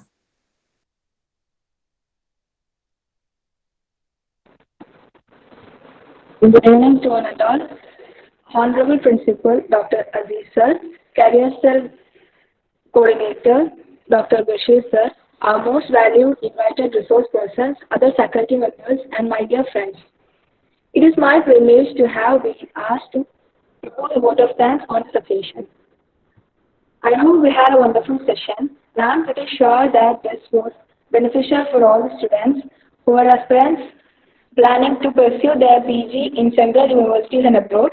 On the behalf of myself, our college, and the entire fraternity of the institute, first of all, I would like to thank Dr. Bashir Sir and the career guide himself for conducting such a program. I thank Dr. Aziz Sir, Principal of PSMO, who always extends his support to such beneficial programs. I thank Abdul Wahid CP, ex-chairman of PSMO, for welcoming the program. Also, I would like to thank Nisamuddin Sir for felicitating the event.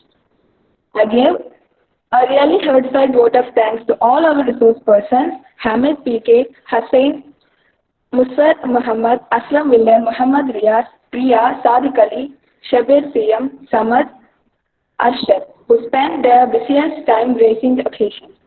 Today, we had the opportunity to make a crystal picture on the importance of pursuing higher education in those central universities. And this will definitely encourage us and help us in one form or the other. Also, I would like to thank Bashir SK, Trend National Fellow, for his technical support. A special thanks to Hina for hosting the program. And lastly, I thank all the participants whose presence made the program a huge success. Once again, let me thank all of you for being a part of this program. Thank you. Thank you, Ms. Hadia. Also, thank you to everybody who joining with us and making our program a grand success. Thank you all. Okay, thank you, Hina.